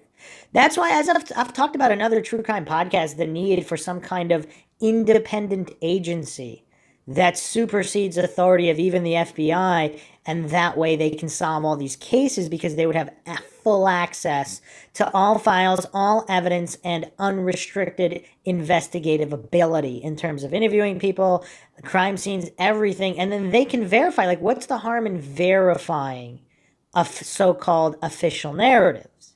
Just to rule out any possible theories, just to double check that justice was truly done. I'm not saying it wasn't. I'm not saying Chris Benoit is innocent. I don't know how many times I have to say that. No doubt the comment section will be flooded with the Dunning-Kruger crowd who are somehow alleging that I'm saying that Benoit is innocent. I have no clue. I wasn't there, so I don't know what happened. All I'm saying is there are enough anomalies and coincidences and missing evidence and problems with timelines to warrant a full investigation. That's all I'm saying. Again, all the MindShock listeners out there, feel free to chime in with your thoughts, comments, opinions, rebuttals, or debunkings of any kind in the comments section. If you enjoyed the podcast, feel free to donate to our PayPal. Help us get more mind-shocking episodes out there in a variety of topics. Just check the link in the description. Make sure you subscribe to the channel, hit the bell for notifications, like and share the podcast, Twitter, Facebook, Reddit, Patreon. You can also support the podcast by becoming a YouTube member right here on YouTube. This is Bruce McGuire signing off. Catch you guys next time.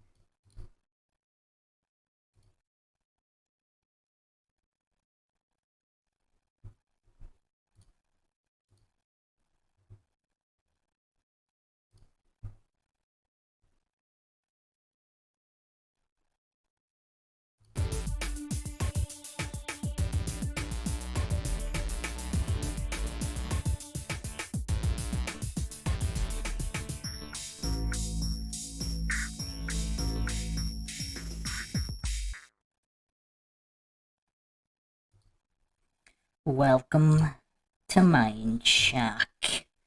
This is the Chris Benoit Conspiracy Series.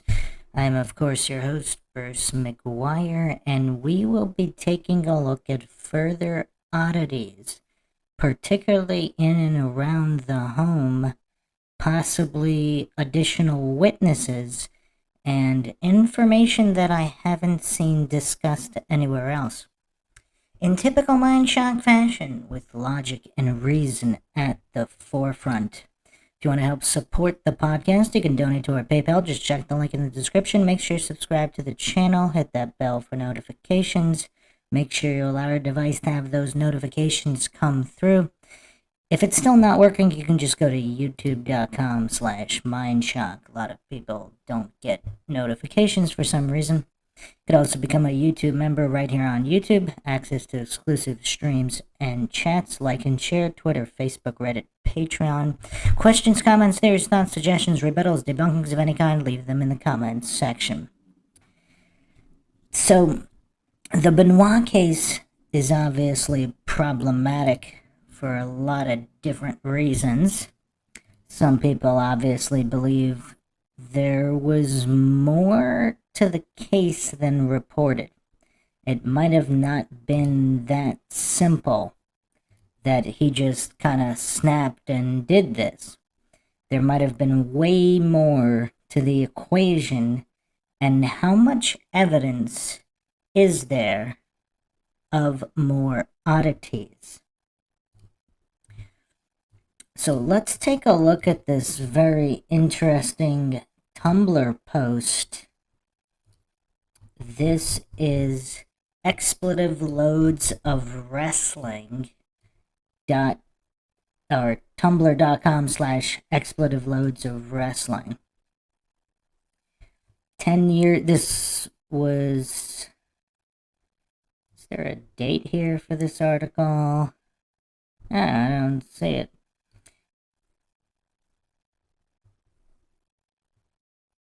So I'm assuming it was exactly 10-year anniversary here, but let's take a look at it.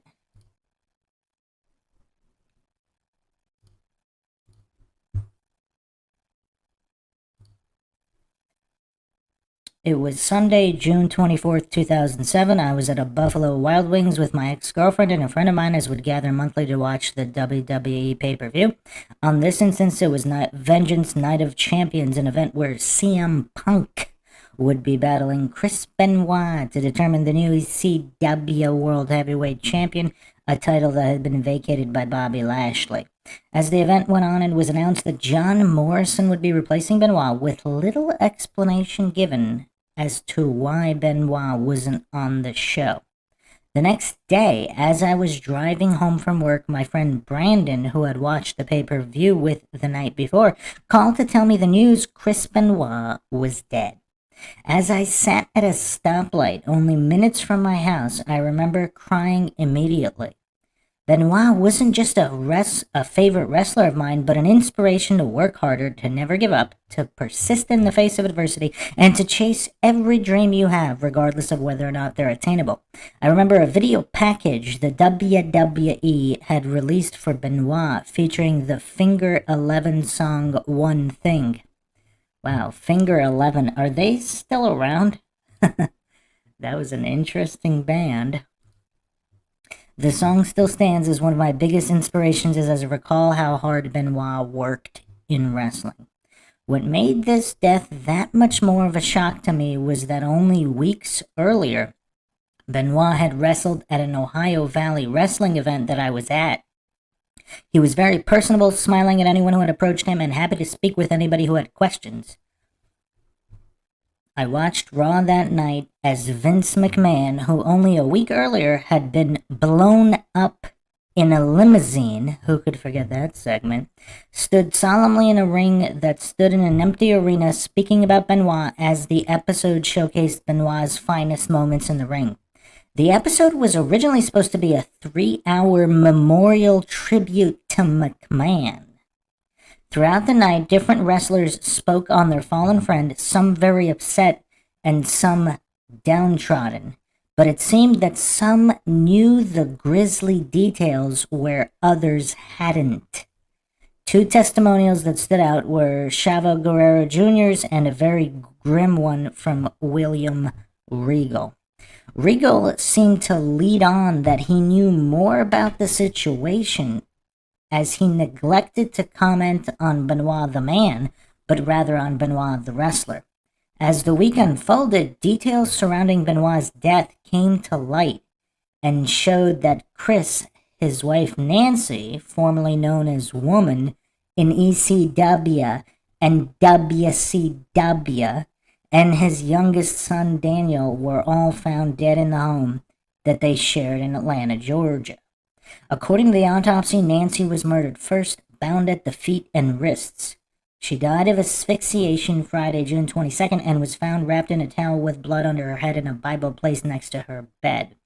According to the autopsy on Daniel, he had died on Saturday morning as he lay in bed, again with a Bible placed next to him, with Benoit himself dying on Sunday, having used a weight machine to break his own neck as a Bible lay on the weight machine. Although that's the official cause of death listed for each of the involved, there are a lot of details that have been ignored following the incident.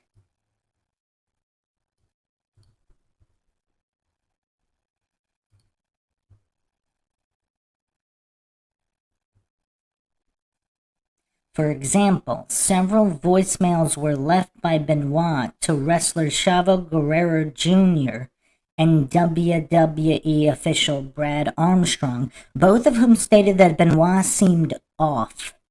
Chavo later told that he had spoken to Benoit, who claimed that he had missed his flight and wouldn't be appearing at Vengeance Night of Champions, and was stressed out due to Nancy and Daniel having food poisoning. On Sunday morning between 3:51 and 3:58 a.m., several texts were sent to co-workers and fellow wrestlers from both Chris and Nancy's cell phones, stating that the dogs were in the enclosed pool area and that the garage side door had been left open. A call was also placed to WWE officials by Benoit, who alleged that he was taking his family to the hospital and would be in Houston for the event. According to Nancy's sister Sandra, Benoit's computer history included, quote, the quickest and easiest way to break a neck, end quote. And somebody actually commented that on episode 1 on MindShock, and I kind of brought up that, again, if somebody was looking to set him up, would they put that on the search history to fool all the gullible people? The coincidence there is to just, they wouldn't be able to fathom that any kind of search history could be planted. Again, I am not alleging that is true or untrue. I don't claim anything is true or untrue. I do not claim anyone is innocent or guilty, and the motto here on MindShock is, of course, the only thing we know for sure is that we don't know anything for sure. When WWE official John Laurinaitis contacted the Fayette County Sheriff's Department to check on the family, the police notified the WWE around 4:15 p.m. to say that 3 bodies had been found and that the home was ruled a major crime scene. Several motives have been listed for the crime, such as Benoit's mental state being so deteriorated due to years of head trauma that his brain resembled an 85-year-old Alzheimer's patient. Steroids were also listed as a potential lead for the cause, as roid rage had been prevalent for years among athletes. But as several wrestlers have stated since the incident, quote, how many baseball players have killed their wife and kid? It's also, or even football players, I mean, it's not exactly common even in contact sports. It's also noted that steroid rage usually leads to rage, not deliberation, which leads to the question of why Nancy's arms and legs had been bound. It's been stated by Benoit's peers that he was immensely paranoid, often traveling different routes from the airport to get to his home in order to evade potential followers. Now, I do have a major mind shock coming at the end of this episode. I'm going to read a tip that came in from a MindShock listener about some kind of alleged inside info, which is very, very mind-shocking to say the least. I don't think it can be written off that easy, so there might be a lot more to all of this.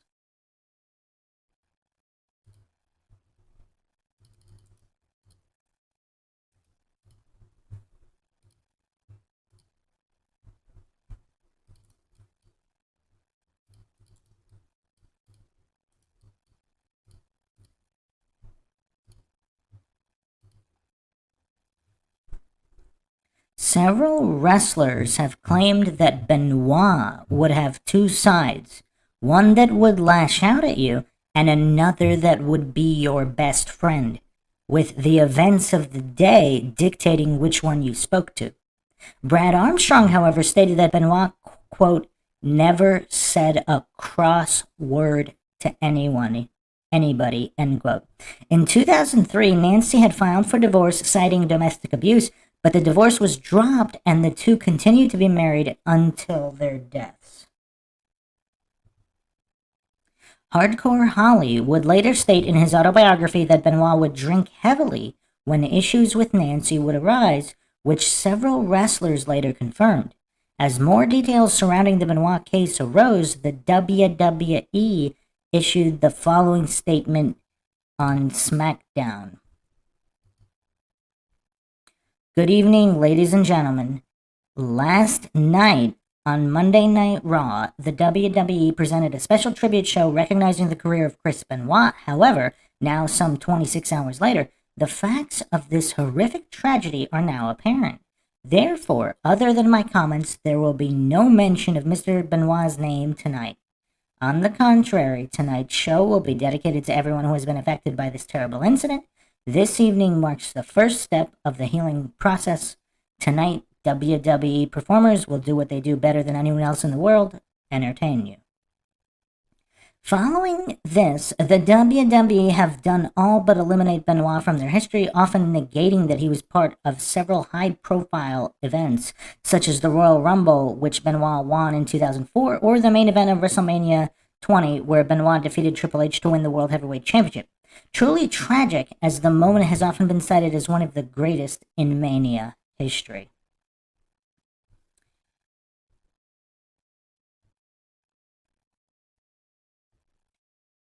There was a photo of Benoit said to have been taken Saturday morning as Nancy was dead in Benoit's home. One strange part of the Benoit situation is that Nancy's Wikipedia page, which can be edited by anyone, listed Nancy as being dead 14 hours before the bodies were found. And we went over this in episode 1. That's obviously a major issue that a lot of coincidence theorists try to explain away, but I don't know if that could be easily explained away. Someone knew something, because how often are just random pro wrestler pages edited like that to say that people are dead that aren't dead? I mean, certain high-profile celebrities are reported as being deceased, but how many wrestlers? I mean, I don't know. What's the precedent there? How many times has that happened? Particularly several hours before it actually happened.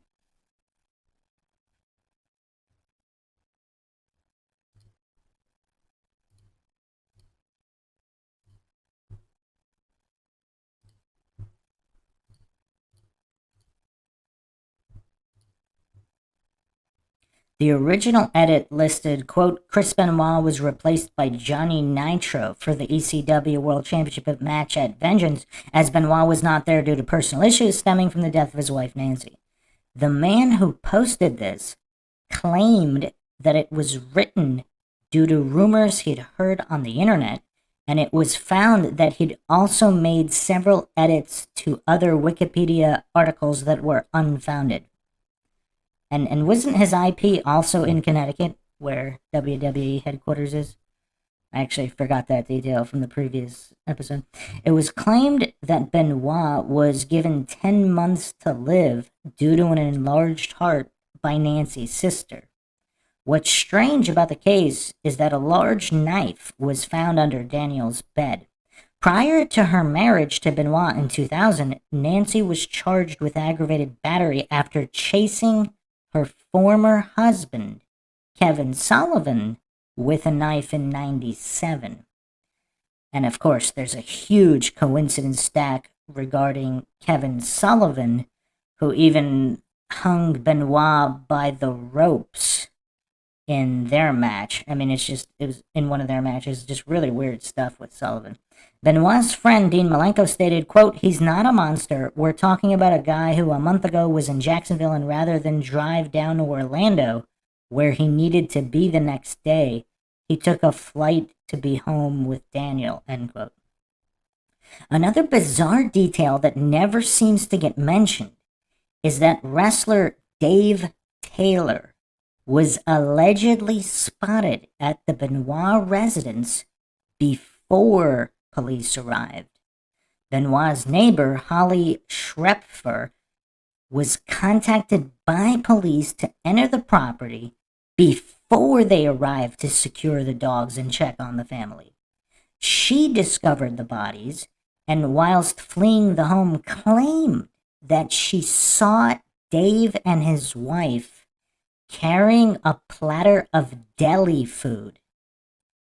In no way does this point to Taylor being involved in the deaths, but it's possible that he was coming by to check on his friend. It was suggested that he was sent by the WWE to check out everything and get the facts early to prevent a PR problem.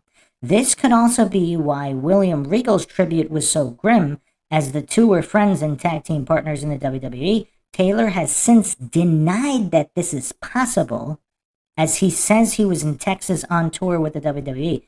There is no evidence for him being in either location other than Schrepfer's claim.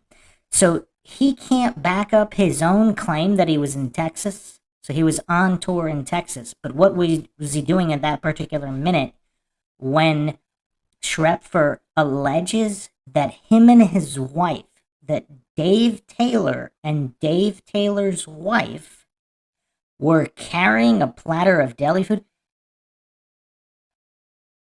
It doesn't state here. Are they carrying the platter of deli food into the home or out of the home at that point? It doesn't state here.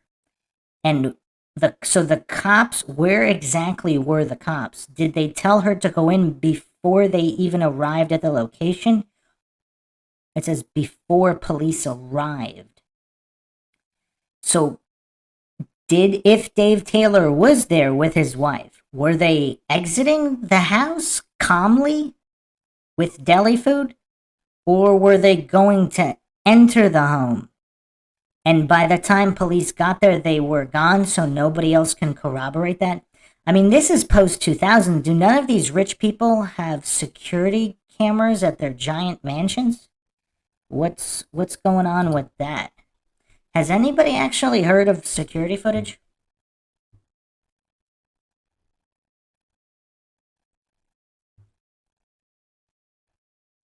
Warrior Empire stated William Regal was at his house too. At what time? Warrior Empire stated 9 times out of 10 police are paid off. I don't know about that percentage. R1, you have possibly the best podcast I've ever heard. Just wanted to say thanks for that. Yep, thanks, R1. Logic and reason rule the day here. I do not claim anything is true or untrue. We examine every theory, every rabbit hole, and upturn every stone, attempting not to fall for silly logical fallacies like everybody else. William Regal. So Warrior Empire, do you have any information on William Regal being at the home? You mean previously or that day? Heard that from other YouTubers. Previously or that particular day? The same day as the neighbor? Yeah, it's kind of weird that Dave Taylor and was his wife ever interviewed? Was Dave Taylor's wife ever interviewed? Because it would be really creepy if they were calmly walking out of the Benoit home, which had 3 bodies. Because it doesn't state here whether they were calm or not, or whether they were going towards the house or away from the home. Because she discovered the body, and so she's running out of the home in horror, allegedly. She claimed that she saw Dave and his wife carrying a platter of deli food. That's all it says. It doesn't say in or out.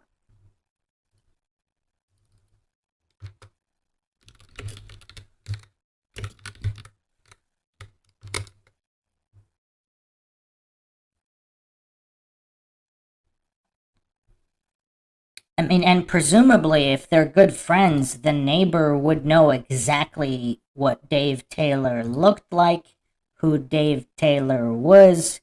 I mean, why would she randomly confuse people for Dave Taylor and his wife? Doesn't really make sense. Warrior Empire. And I find it odd that Paul Heyman and other people are quick to say that SOB Chris did it and they was quick to erase him. Yeah, that's really bizarre. I mean, obviously there would have had to have been a full investigation. So that's definitely odd. Whether he did it or not, that's odd, no question. I think it's also fairly obvious that the WWE knew a whole lot more about the situation, regardless of what actually happened.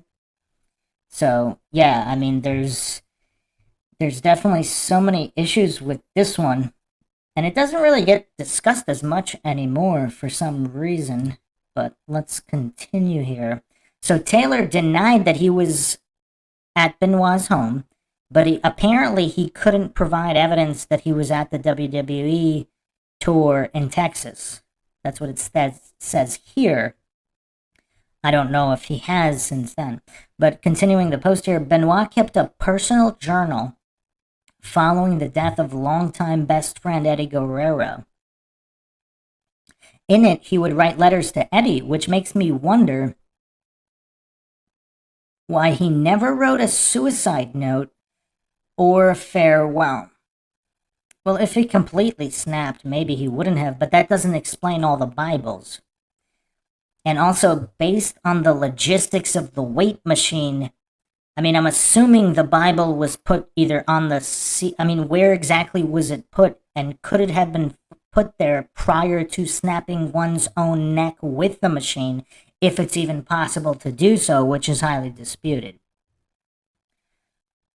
In the personal effects returned to Benoit's father, a handwritten note was found in a Bible that said, quote, "I am preparing to leave this earth," end quote.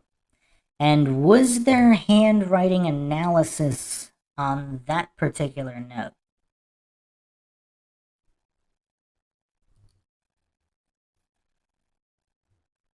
Or was that note written a year or 2 or 3 years prior? Within a few months of each other, Guerrero, Johnny Grunge, and Victor Black Cat Marr all died, respectively consisting of Benoit's best friend, his local buddy who he went to after problems with Nancy, and his riding partner on Japanese tour. Wasn't there another? I thought there was another pro wrestler friend of his that he had worked with prior who also died either the day before or the day after. I forgot his name.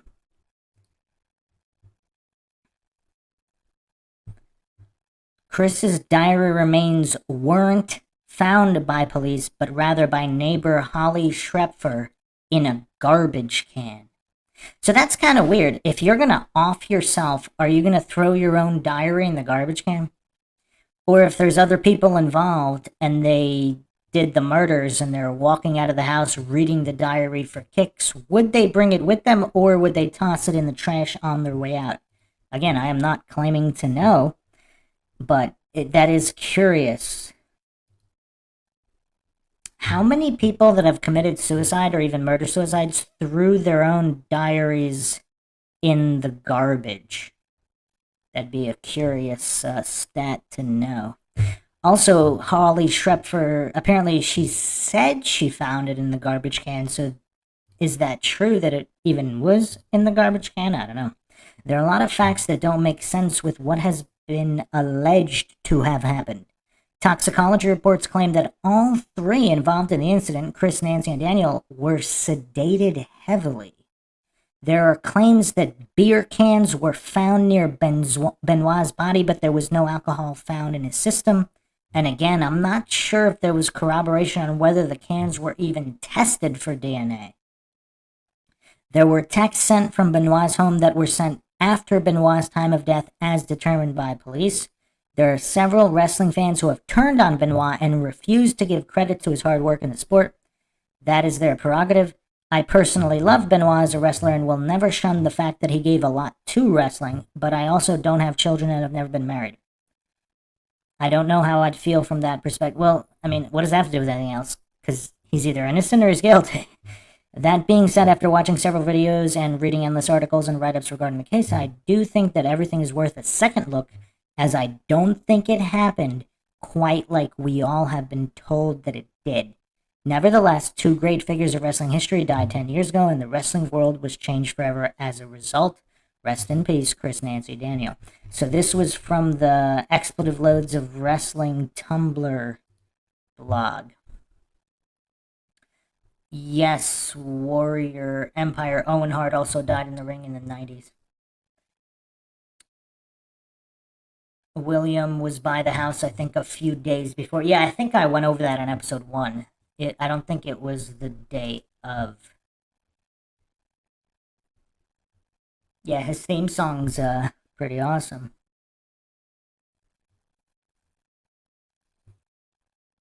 Regardless of what happened.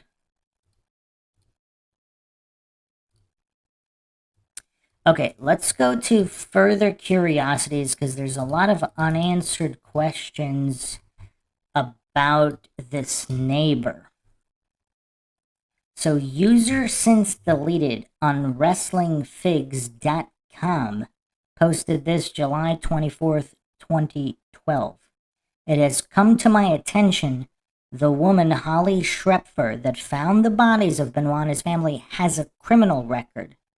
Don't believe me? Check out this article in The Citizen. This article is from January 5th, 2010. A Central Fayette County man and woman were charged, and more than 24 underage drinkers were cited by Fayette County Sheriff's deputies New Year's Eve at the couple's residence on Green Meadow Lane near Quarters Road. That's a semi-rural area between Redwine and Ebenezer Roads in the south central part of the county. Terry Schrepfer, 52, and Holly Schrepfer, 50, were both charged with keeping a disorderly house and contributing to the delinquency of a minor, according to Sheriff spokesperson Brent Rowan. Rowan said deputies were called to the residence by a neighbor who called 911 about a loud party. Officers arrived to find a large number of underage drinkers on the premises. He said deputies took 20 underage drinkers aged 17 to 20 to jail on charges of possession of alcohol by a minor. Rowan said, adding that 2 of those were also charged with obstruction for running from police. Also cited for possession of alcohol by a minor were 7 teenagers under the age of 17 who were placed in the custody of their parents, Rowan said. It may also be important to note that Holly Schrepfer has 2 names she goes by. The other name, Holly McFaig. This makes researching the woman extremely difficult. The real question is, can this woman be trusted? Well, I don't know if necessarily anybody should be trusted. We got to follow the evidence objectively. But that is a curiosity if she's got some kind of double identity. Now, is that simply her maiden name? I don't know. There really isn't a ton of information, though. Apparently, she left the area, at least temporarily, immediately after this. I don't know what that means.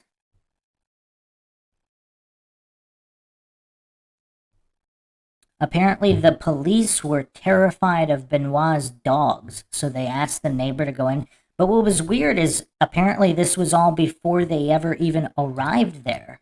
So they're just calling up random private citizens to do their work for them. Does anybody find that weird? I don't know. That's kind of weird, isn't it? Like the police are just calling up random private citizens to do their job.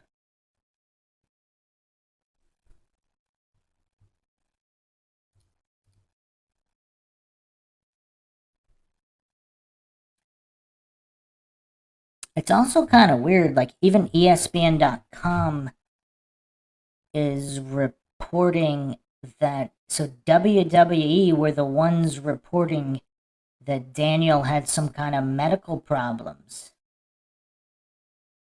Whereas the neighbor or the prosecutor disputed this. So July 3rd, 2007, ESPN.com. Prosecutor disputes the WWE's assertion that Son had mental retardation or Fragile X syndrome. So why was the WWE pushing that his son had this issue? I mean, I don't know. Were they trying to say, so a spokesperson for WWE, which shortly after the killings deflected speculation about steroids by saying the Benoits had argued over whether the wrestler should stay home more to take care of the 7-year-old son, also backed away Tuesday from its statements about the boy's diagnosis. So WWE were trying to say that he had this condition and that the Benoits were like they wanted, where Chris wanted to stay home more. Is that what the WWE were pushing? Because WWE attorney Jerry McDevitt was the one that was saying Daniel had Fragile X syndrome. That's kind of weird. The other thing that's interesting is that at the same time, WWE issued a news release saying steroids, quote, were not and could not be related to the cause of death, end quote. So is this all before autopsies, before investigations? WWE is already issuing news releases saying that steroids were not and could not be related. That's kind of weird. Like, how would they know either way? I mean, if there's no investigation, it's kind of weird. But they were definitely trying to spin some damage control.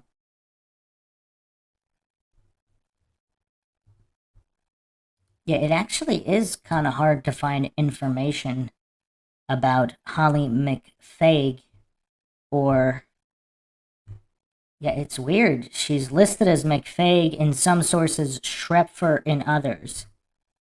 I mean, yeah, that is pretty weird.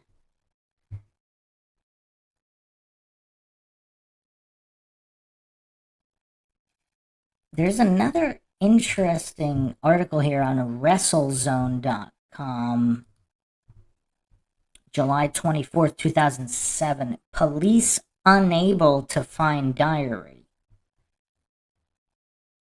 WWE star Dave Taylor called Benoit's neighbor Holly McFaig at one point prior to WWE's Rich Herring calling the local police on June 25th. Apparently, Taylor had known McFaig in some form. So this is officially reported that Taylor called McFaig, called Holly the neighbor. And Holly reported that he was physically there with his wife. I mean, that actually leads more credence to the neighbor's story that he was there, unless she's trying to blame him. But apparently it's on record that Dave Taylor called Holly. Wow.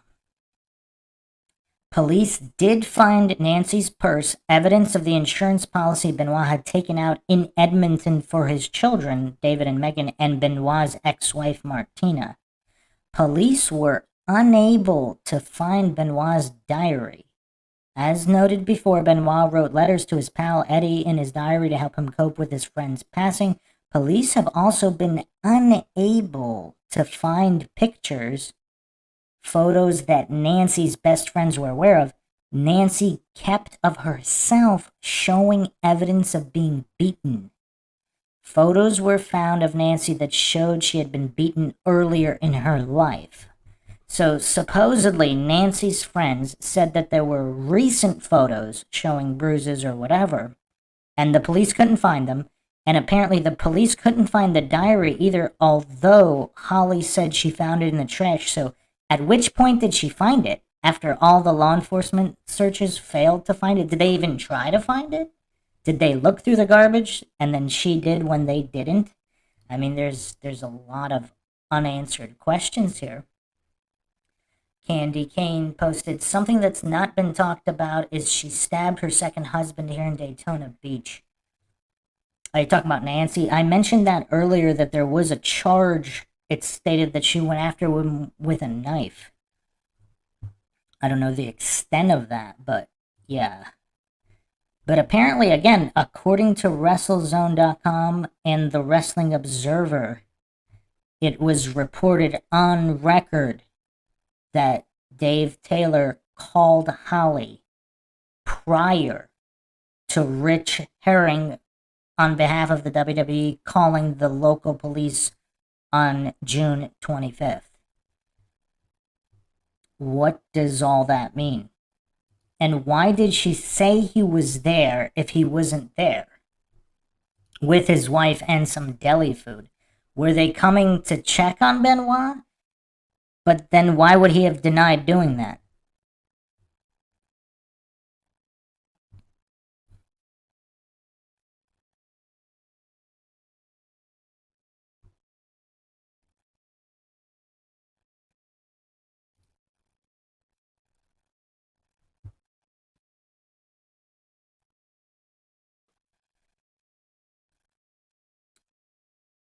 On the Squared Circle subreddit, Suplex Through Glass posted this 7 years ago. Benoit Conspiracy's been watching a lot of shoot interviews and stumbled upon one about Chris Benoit after he died. Various wrestlers like the Blue Meanie, Sonny, and Kevin Nash talked, and some brought up the rumors of it being a professional hit.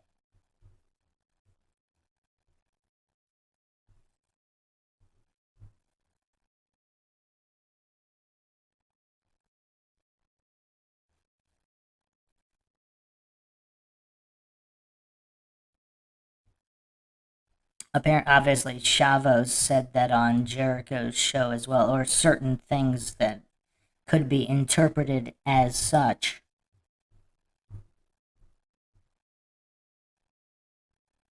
I think I actually read this on episode 1. Alan Joestar posted, "Have you heard about the guy who wrote the song Chris Benoit for the ICP? That guy talks about how him and Benoit were involved in an Illuminati-type cult that revolves around cloning.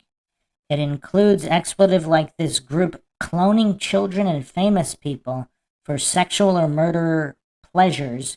At some point, the guy claims Chris Benoit's clones were the Queen of England's favorite sex toy."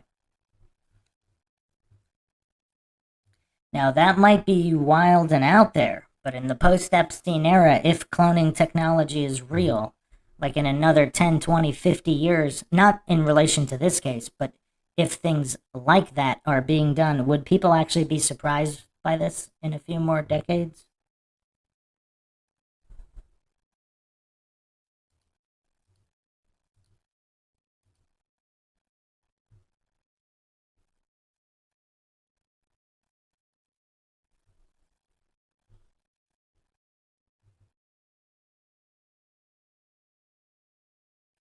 Apparently, Brian Ladd, the dream psychic, did a drawing claiming a knife was used in the murder, implied Sullivan was involved.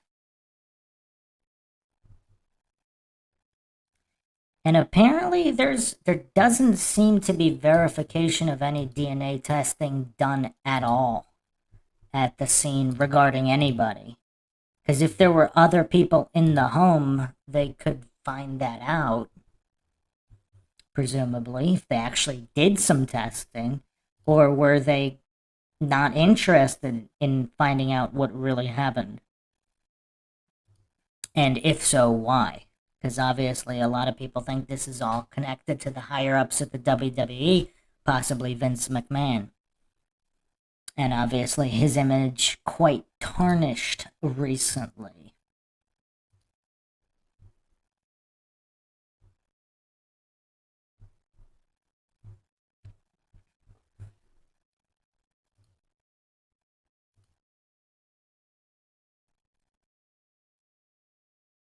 Paid. Yeah, paid by whom and why?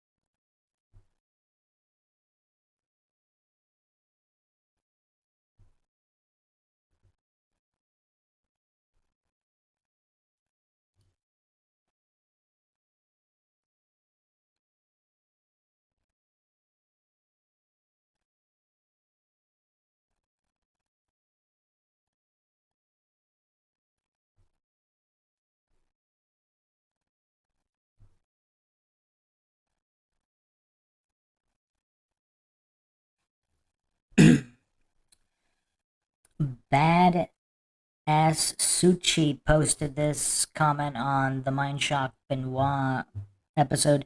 Benoit's doctor probably killed him and his family. Somehow that other guy who he stole Nancy from were probably in cahoots with this doctor.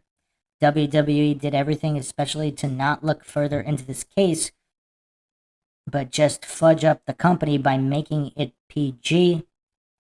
F. Linda McMahon. Interesting comment there. So this guy thinks that Benoit's doctor was in cahoots with Kevin Sullivan.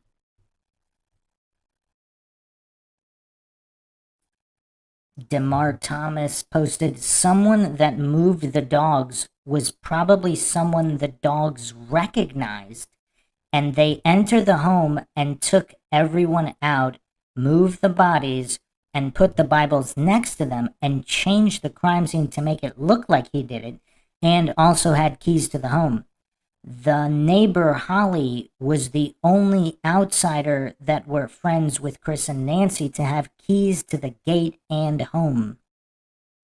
I heard she said that she told police she saw 3 people coming with food towards the Benoit home and were seen leaving in dark clothing.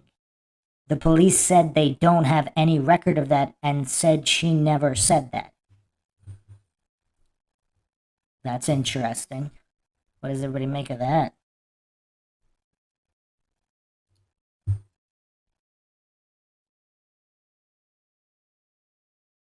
Mike Matthews, very interesting comment here. Ray Rawls texted Benoit that he was coming on the weekend with a friend who wanted to meet Benoit. The guy who posted the Wikipedia is a 1-minute drive from WWE headquarters. Benoit's neighbor has ties to Sullivan and Freemasonry. Beer cans were not tested. Yeah, so I haven't seen conclusive evidence that there's anything that ties Holly to Sullivan. Oh, Beef Wellington. That was supposedly the guy who died the same weekend as Benoit.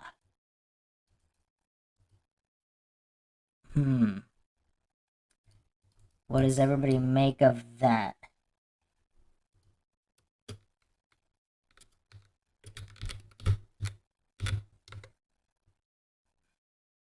June 24th, 2007. Biff Wellington.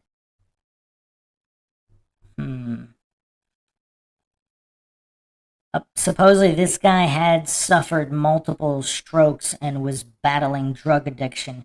Bauer's parents, so his real name was Shane Alexander Bauer. Bauer's parents found his body in bed at his home June 24th, 2007. They were concerned because they had not heard from him for 4 days. Medical officials examining the body believe he had been dead for a few days due to a heart attack. Coincidentally, his body was found on the same day as his former tag partner, Chris Benoit. So they were found on the same day, but supposedly he had been dead for several days. Yeah, that's quite a lot of people in the same circle who are dying in a short period of time. Ben Pat posted, tying up loose ends. What would they all know, though? Because there's plenty of other people who knew Benoit who weren't killed.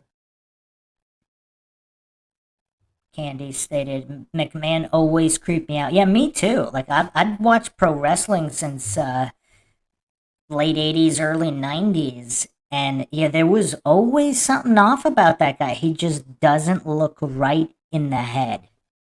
There's definitely something off about him. I don't know what it is. I'm not claiming to know. But yeah, Vince would not be, when people ask me to name a normal person, Vince McMahon is not the first person who comes to mind.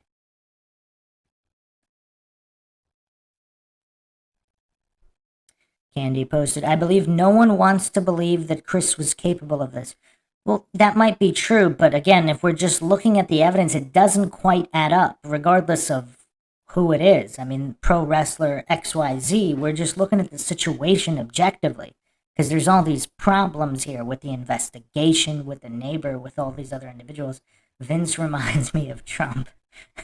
I don't get the same weird satanic stare vibes from Trump as Vince, but who knows? Yeah, I remember that Warrior Empire. Yeah, Trump had some pro wrestling appearances. Pretty funny.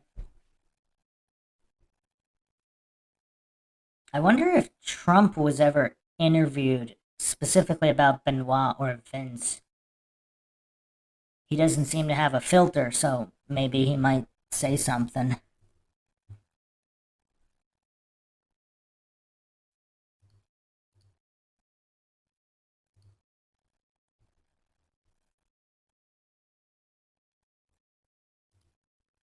Jamel promo was whack. McGee posted. But I've said that to myself when the story first came out back in 2007. I don't think Chris Benoit did that. No man is going to work so hard and does a headbutt dive and made so much money and then kills his family and himself and plus cremate him. I don't care if a man has an argument with his wife, he's not going to keep going to work and working hard to make money and then waste it all. It's just, I don't care if a man has an argument with his wife. It just doesn't sound right to me. We got little children, the bumps they had all the time, and they don't grow up to do crazy things. I think the doctors are lying. I believe Chris Benoit owed money to the mobs.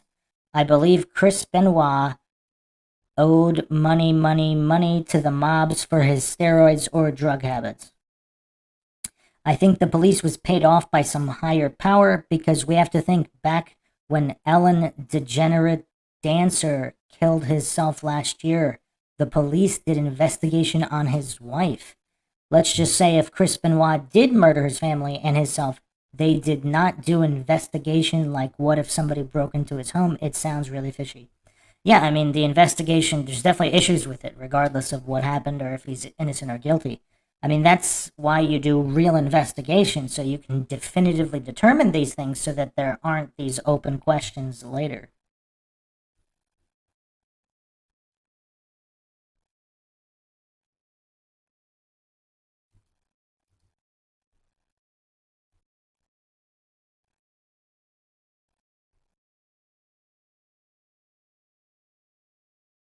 Tiffany posted all the interviews firsthand from those closest to him in the days just after the triple homicide, along with the newspaper clippings I still have, along with the fact that their narrative changed so drastically and so quickly just days after, are what will never ever convince me that Benoit did this.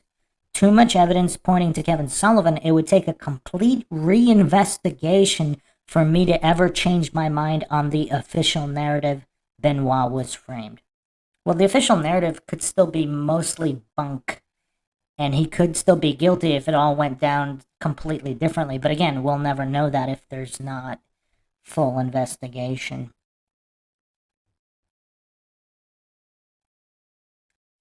Stephen Gallant posted, Chris Benoit and Jeffrey Dahmer have the same birthday. Is that true?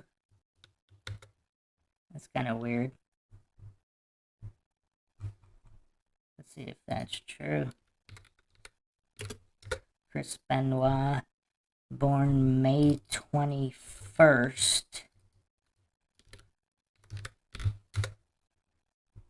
Dahmer, born May 21st. Wow. That's kind of weird, I guess. 1/365th chance of that happening.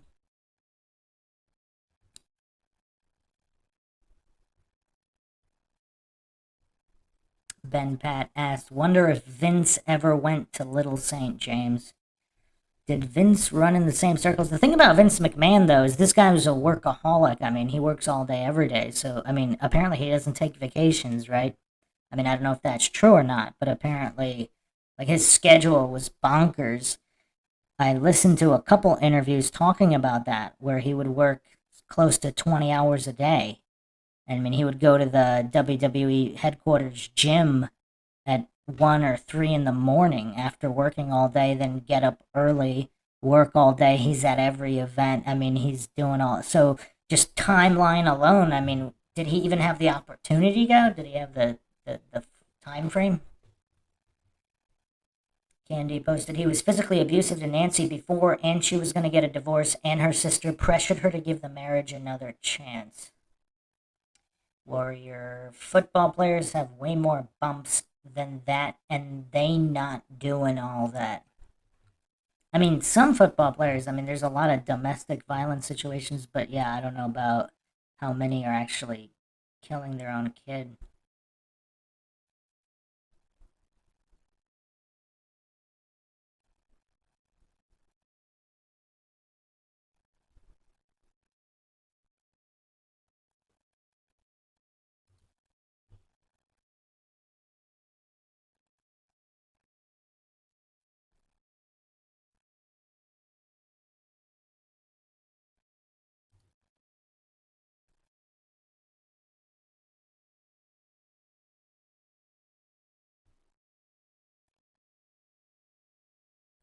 Purple Sky posted, my theory is that it had something to do with the 2007 steroid scandal. Congress was investigating the WWE, and after Benoit's death, the investigations just stopped. You can get over 400 pages of police docs by doing a document request with the Fayette County Sheriff's Department, and you can get forensic docs by requesting them from the GBI Crime Lab. Or you can check out my channel. Links are in the description box of my Benoit videos. Okay. So this is Purple Sky channel, Purple Sky 11 on YouTube. Quite a number of videos on Benoit. We could check those out, and I can go over them on the next episode.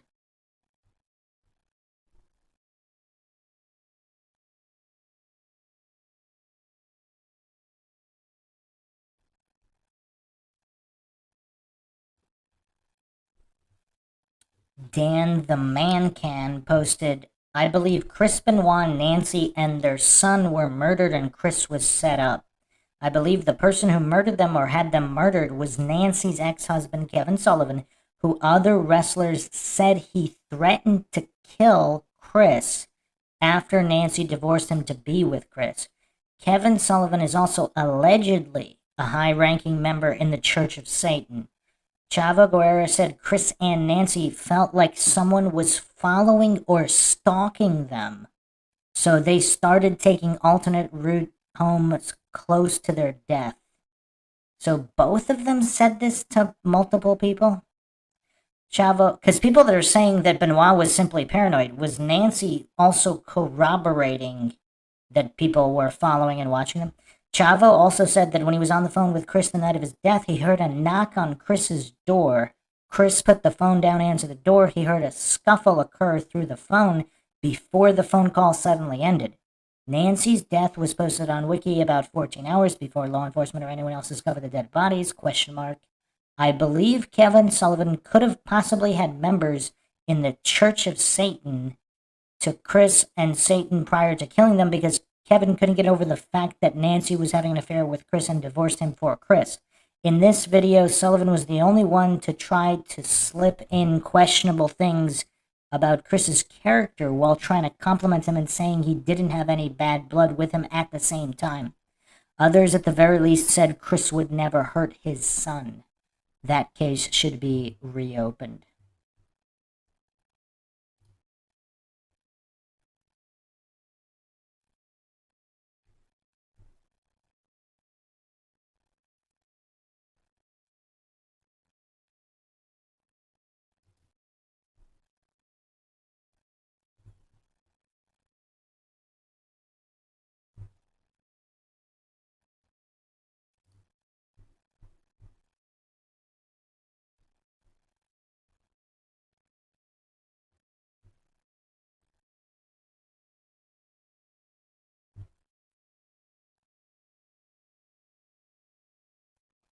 Lee Johnstone posted, I think Chris Benoit was selling prescription drugs such as steroids, testosterone, and painkillers.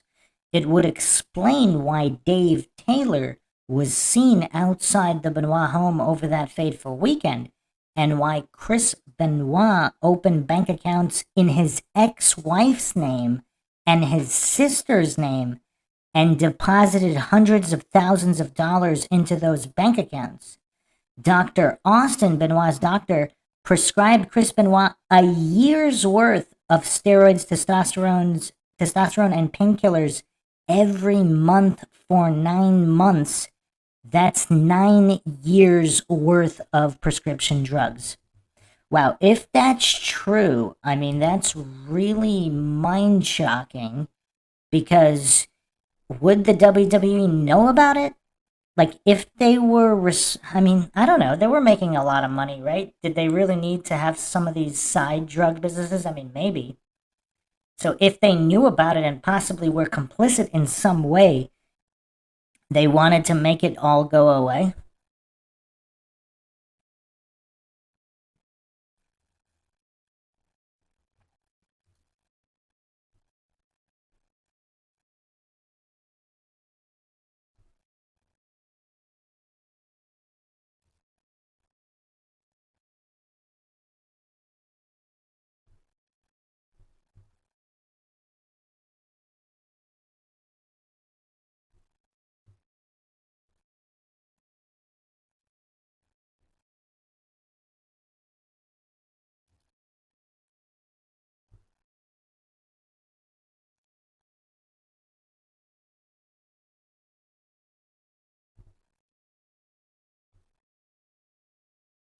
Okay, so who's ready for the biggest mind shock? Actually, one more. Let me go over one more comment before I get to the this testimony. The real Dustin Nunn posted, one of the creepiest things about the Benoit family tragedy case. Who sent those text messages from Chris and Nancy Benoit's cell phones to Chavo Guerrero Jr. and Scott Armstrong's cell phones? How can you hang yourself with a weight machine? How is that possible? The knife under Daniel Benoit's bed, whose knife is it? Who does it belong to? How did it get under Daniel's bed? And the knife was never examined for fingerprints and blood by the Fayette County Police. The mysterious wiki entry talking about Chris, Nancy, and Daniel's deaths. Who wrote that article? Does CTE really cause athletes and professional wrestlers to commit murder? And last but not least, who killed Chris, Nancy, and Daniel? Who did it and why? The 2007 Benoit family tragedy case needs to be reopened. The cell phone activity is definitely huge question marks there.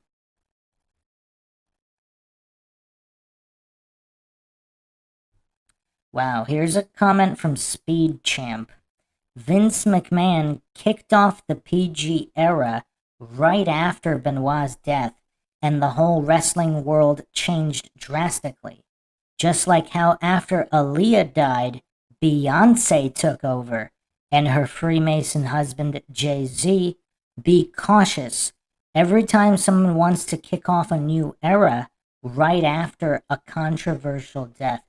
It's an interesting comment, Speed Champ. I don't know how much has been discussed in that direction. That is pretty weird. Huh. Yeah, I need to do a podcast on Aaliyah. Some major questions there.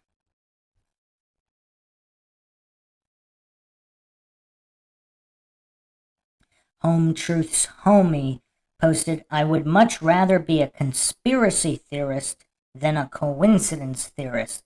So many people who accept the mainstream official narrative as gospel truth are coincidence theorist NPCs, period. The truth often lays somewhere in the middle, and that is a good rule of thumb for me. That's actually a middle ground fallacy, but again, let's keep the fallacy in mind. That doesn't mean it's untrue just because it is a middle ground fallacy. Because the truth is, whatever it is, it might be on either extreme, or it might not.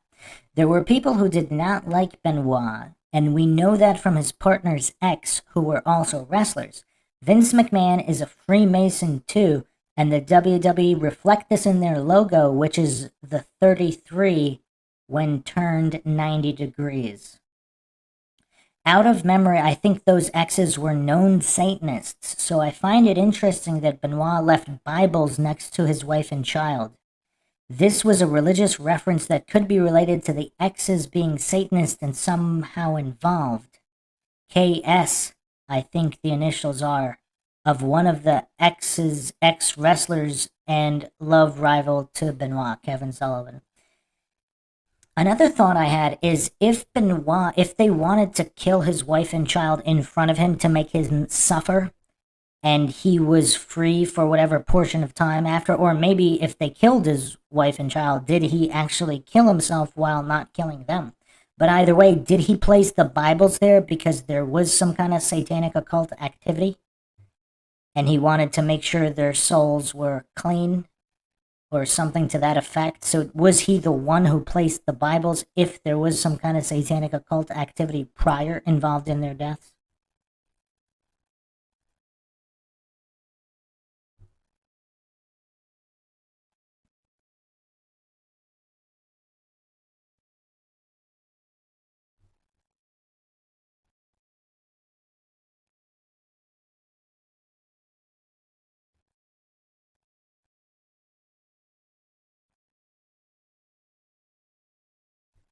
PGO Gaming posted this theory, which I don't know if I've seen this one before. I do not trust Chavo Guerrero. I did initially, and I felt that he was an innocent bystander to two murders, Eddie Guerrero and Chris Benoit. The more I thought about it, the more I am convinced that Chavo was involved in both murders. He is the only man around both of them at the time and is alive. Whether he was involved or he simply knew, Chavo is not to be trusted. And another curious question, if they were tying up loose ends, so to speak, why are some of these other people still alive? Unless they really don't know anything.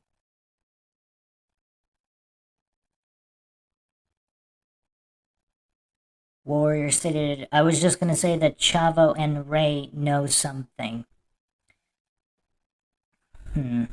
Yeah, I mean, even if they're not involved, they might know something.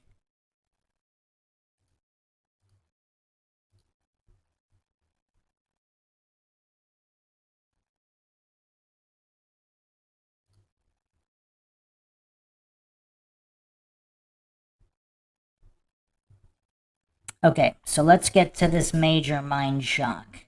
The number one mind shock that we are here for.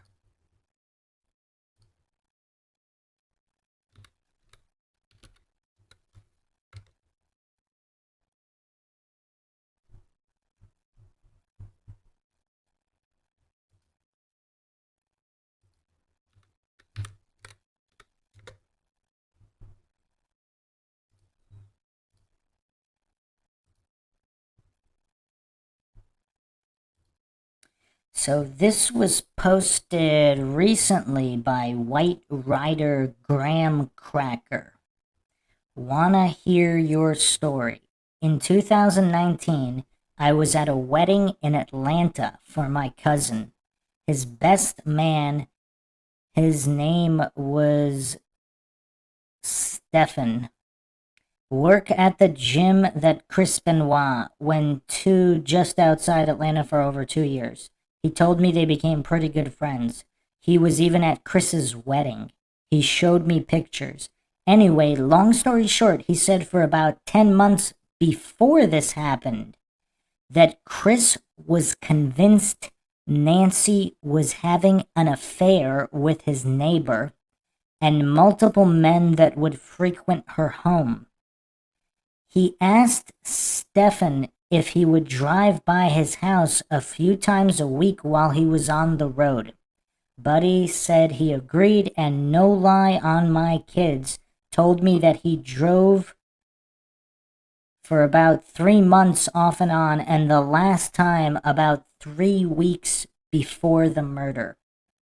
On the last 2 times he drove by, he noticed a moving truck parked on the road in between the neighbors and the Benoits with Florida tags. He said the first time he seen it, he drove to the end of the street, which is a dead end. On passing by the truck again on his way out, he noticed someone getting out of the back of the moving truck, and it was Nancy and 3 men. He didn't have Benoit's new cell number, so he couldn't tell him the next day he drove by again after work, and the truck was still there, but parked a little further up the road, but now it had Atlanta plates on it. He said he wrote down the plate number and was going to give it to Chris next time he seen him at the gym. The week Chris got back, this guy had a bodybuilding contest, I forget where, but out of town. He never got to tell Chris. He said he notified the police as soon as he found out about the murders, and they took all the info and said they would be in contact. They never were. He called back about 30 days later, and they informed him that the case had been quickly closed. He said he knows without a doubt Nancy was in on the murders. She was going to kill Chris and the kid, but something went wrong. He said Chris's old neighbor had a restraining order on him for him asking her the question when she went to the gym. Funny thing is, she never went to that gym until Chris was dead. He thinks she made him when he was driving by the Benoit's house, and she found out who he was and wanted to see if he knew anything about the crime. He said the name on the moving truck was Tiger's Moving Corp. He said he has Googled that name for years. Nothing ever comes up. I honestly believe his story.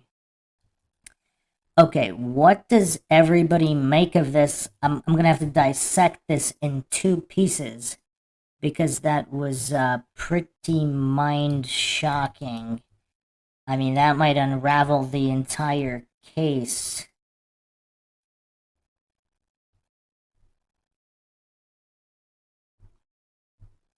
Yeah, I can't find a Tiger Moving Corporation. Is that like a fake company? I mean, maybe there's Tiger Movers or Tiger Moving. There's a whole bunch of those, but not with C-O-R-P that I can find. Okay, so let's dissect this. So 2 different things. First of all, which neighbor is he talking about? Is he talking about Holly?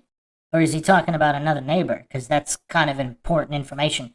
If he's talking about Holly, I mean, a lot of murders involve love triangles, cheating spouses, etc. So that could theoretically make sense if there was some of that involved. Or was, like, the moving truck, was Nancy planning on moving and taking Daniel with her?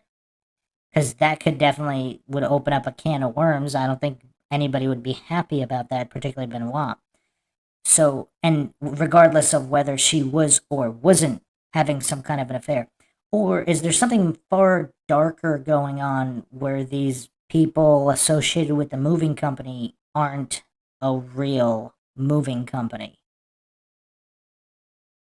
And so they're there multiple times, including a few weeks before.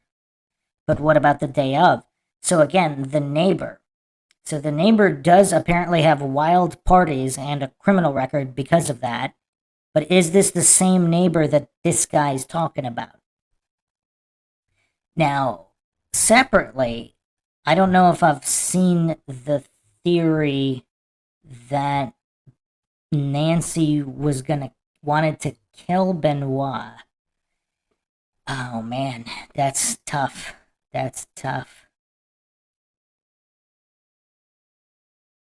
Why would Nancy, if this is true that Nancy told other friends or family that they were indeed being followed, would she say that if she was planning to kill him and employing these shady people with fake moving companies to do so? Because that would bring more attention to people in the neighborhood. So, I don't know, that's a tough one to rectify unless that's not true. Also, is it realistic? I mean, if Stefan was this huge fan of Benoit, he's driving by the house a few times a week. That's kind of a lot just to do a favor for a friend who might be cheating with a neighbor. I mean, I don't know how close these guys were, unless he's just like the biggest Benoit fan and he's willing to do anything for Benoit. Why does Stefan? So according to White Rider Graham Cracker, it says here Stefan knows without a doubt that Nancy was in on the murders and she was going to kill Chris and the kid, but something went wrong. How does he know that? I mean, you would need more information. He said Chris's old neighbor had a restraining order on him. Okay, so a neighbor that no longer lived there? Is that what's going on here? I mean, this is, if White Rider Graham Cracker can respond again to clear these things up. Because, yeah, I mean, wow. But this would corroborate, like, if Benoit thought he was being followed, if there's some kind of fake moving company doing some kind of surveillance on the home, if it's one of these darker theories, I mean, was Benoit not simply aware and not paranoid, or both aware and paranoid and he really was being followed? Like, what's really going on?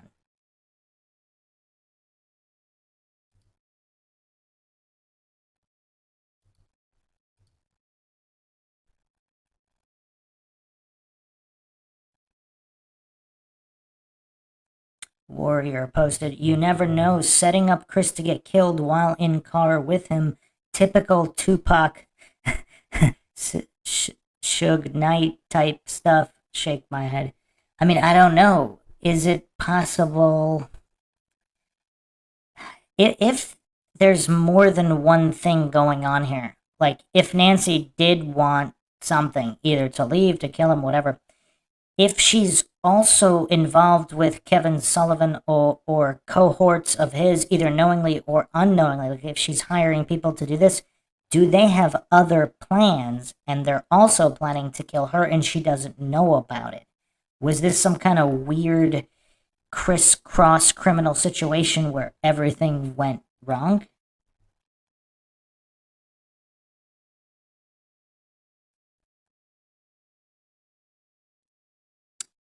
Iwo Gina posted, "I was never more shook by this testimony from this poster."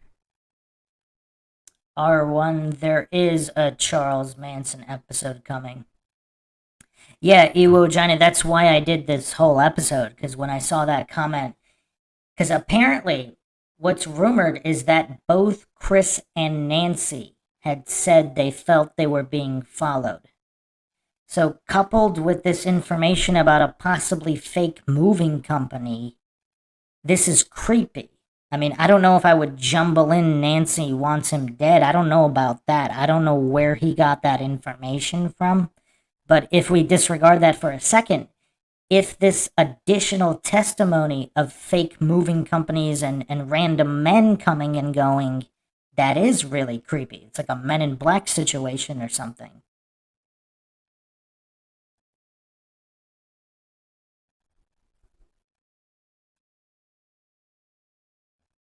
But again, even people that are paranoid or, like, not in this case, drug addicts, whatever, there's no magical Dungeons and Dragons spell that protects people from being harmed by bad actors. Like, he's this famous person. It's not impossible that there are people following him or keeping tabs. Even if it was just, let's say, a private investigator hired by Nancy to find out if he was cheating or whatever, there could have been somebody following Benoit. We obviously don't know if that's true, but it's not out of the realm of possibility that people were following Benoit. I mean, the WWE, especially if they're planning on making Benoit a champion or whatever, a lot of big companies much smaller than the WWE, they hire PIs to kind of keep track of some of their assets, so to speak, especially if they think they might be involved in shady dealings or whatever. So it's not an impossibility that people were actually following Benoit.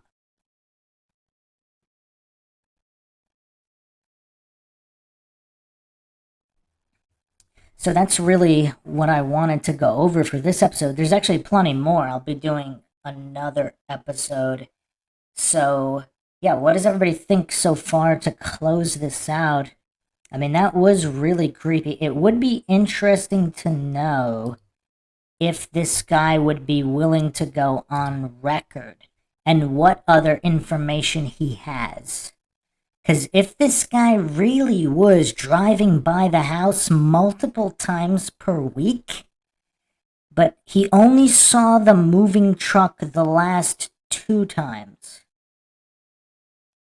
And so apparently he said it was the same truck, but the second time it had different tags. That is pretty creepy.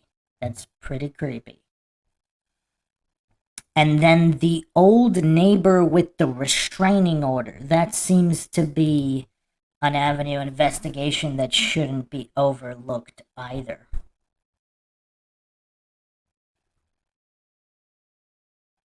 So that's it for this one. I mean, we'll be going over more coincidences and anomalies regarding other pro wrestlers as well, even more Kevin Sullivan situations. Yeah, this is a tough one. I really don't know how coincidence theorists write it off this quickly, because it's not like a full investigation was done. There were all these DNA tests, all the cell phone forensics were all added up perfectly. There was no funny business with the neighbor. I mean, if this was a completely different situation, you could kind of say, okay, it appears to have happened as reported, but there's so many issues and problems here, so I don't know if people can actually say that. But again, thanks to all the MindShock listeners listening. Hope everybody enjoyed another edition of the MindShock podcast. Found it interesting and informative. If you want to help support the podcast, you can donate to our PayPal. Just check the link in the description. You can also become a YouTube member right here on YouTube. Help support the channel that way. Make sure you're subscribed, like and share. Twitter, Facebook, Reddit, Patreon. Questions, comments, theories, thoughts, suggestions, rebuttals, debunkings of any kind, leave them in the comments section. This is Bruce McGuire signing off. Catch you guys next time.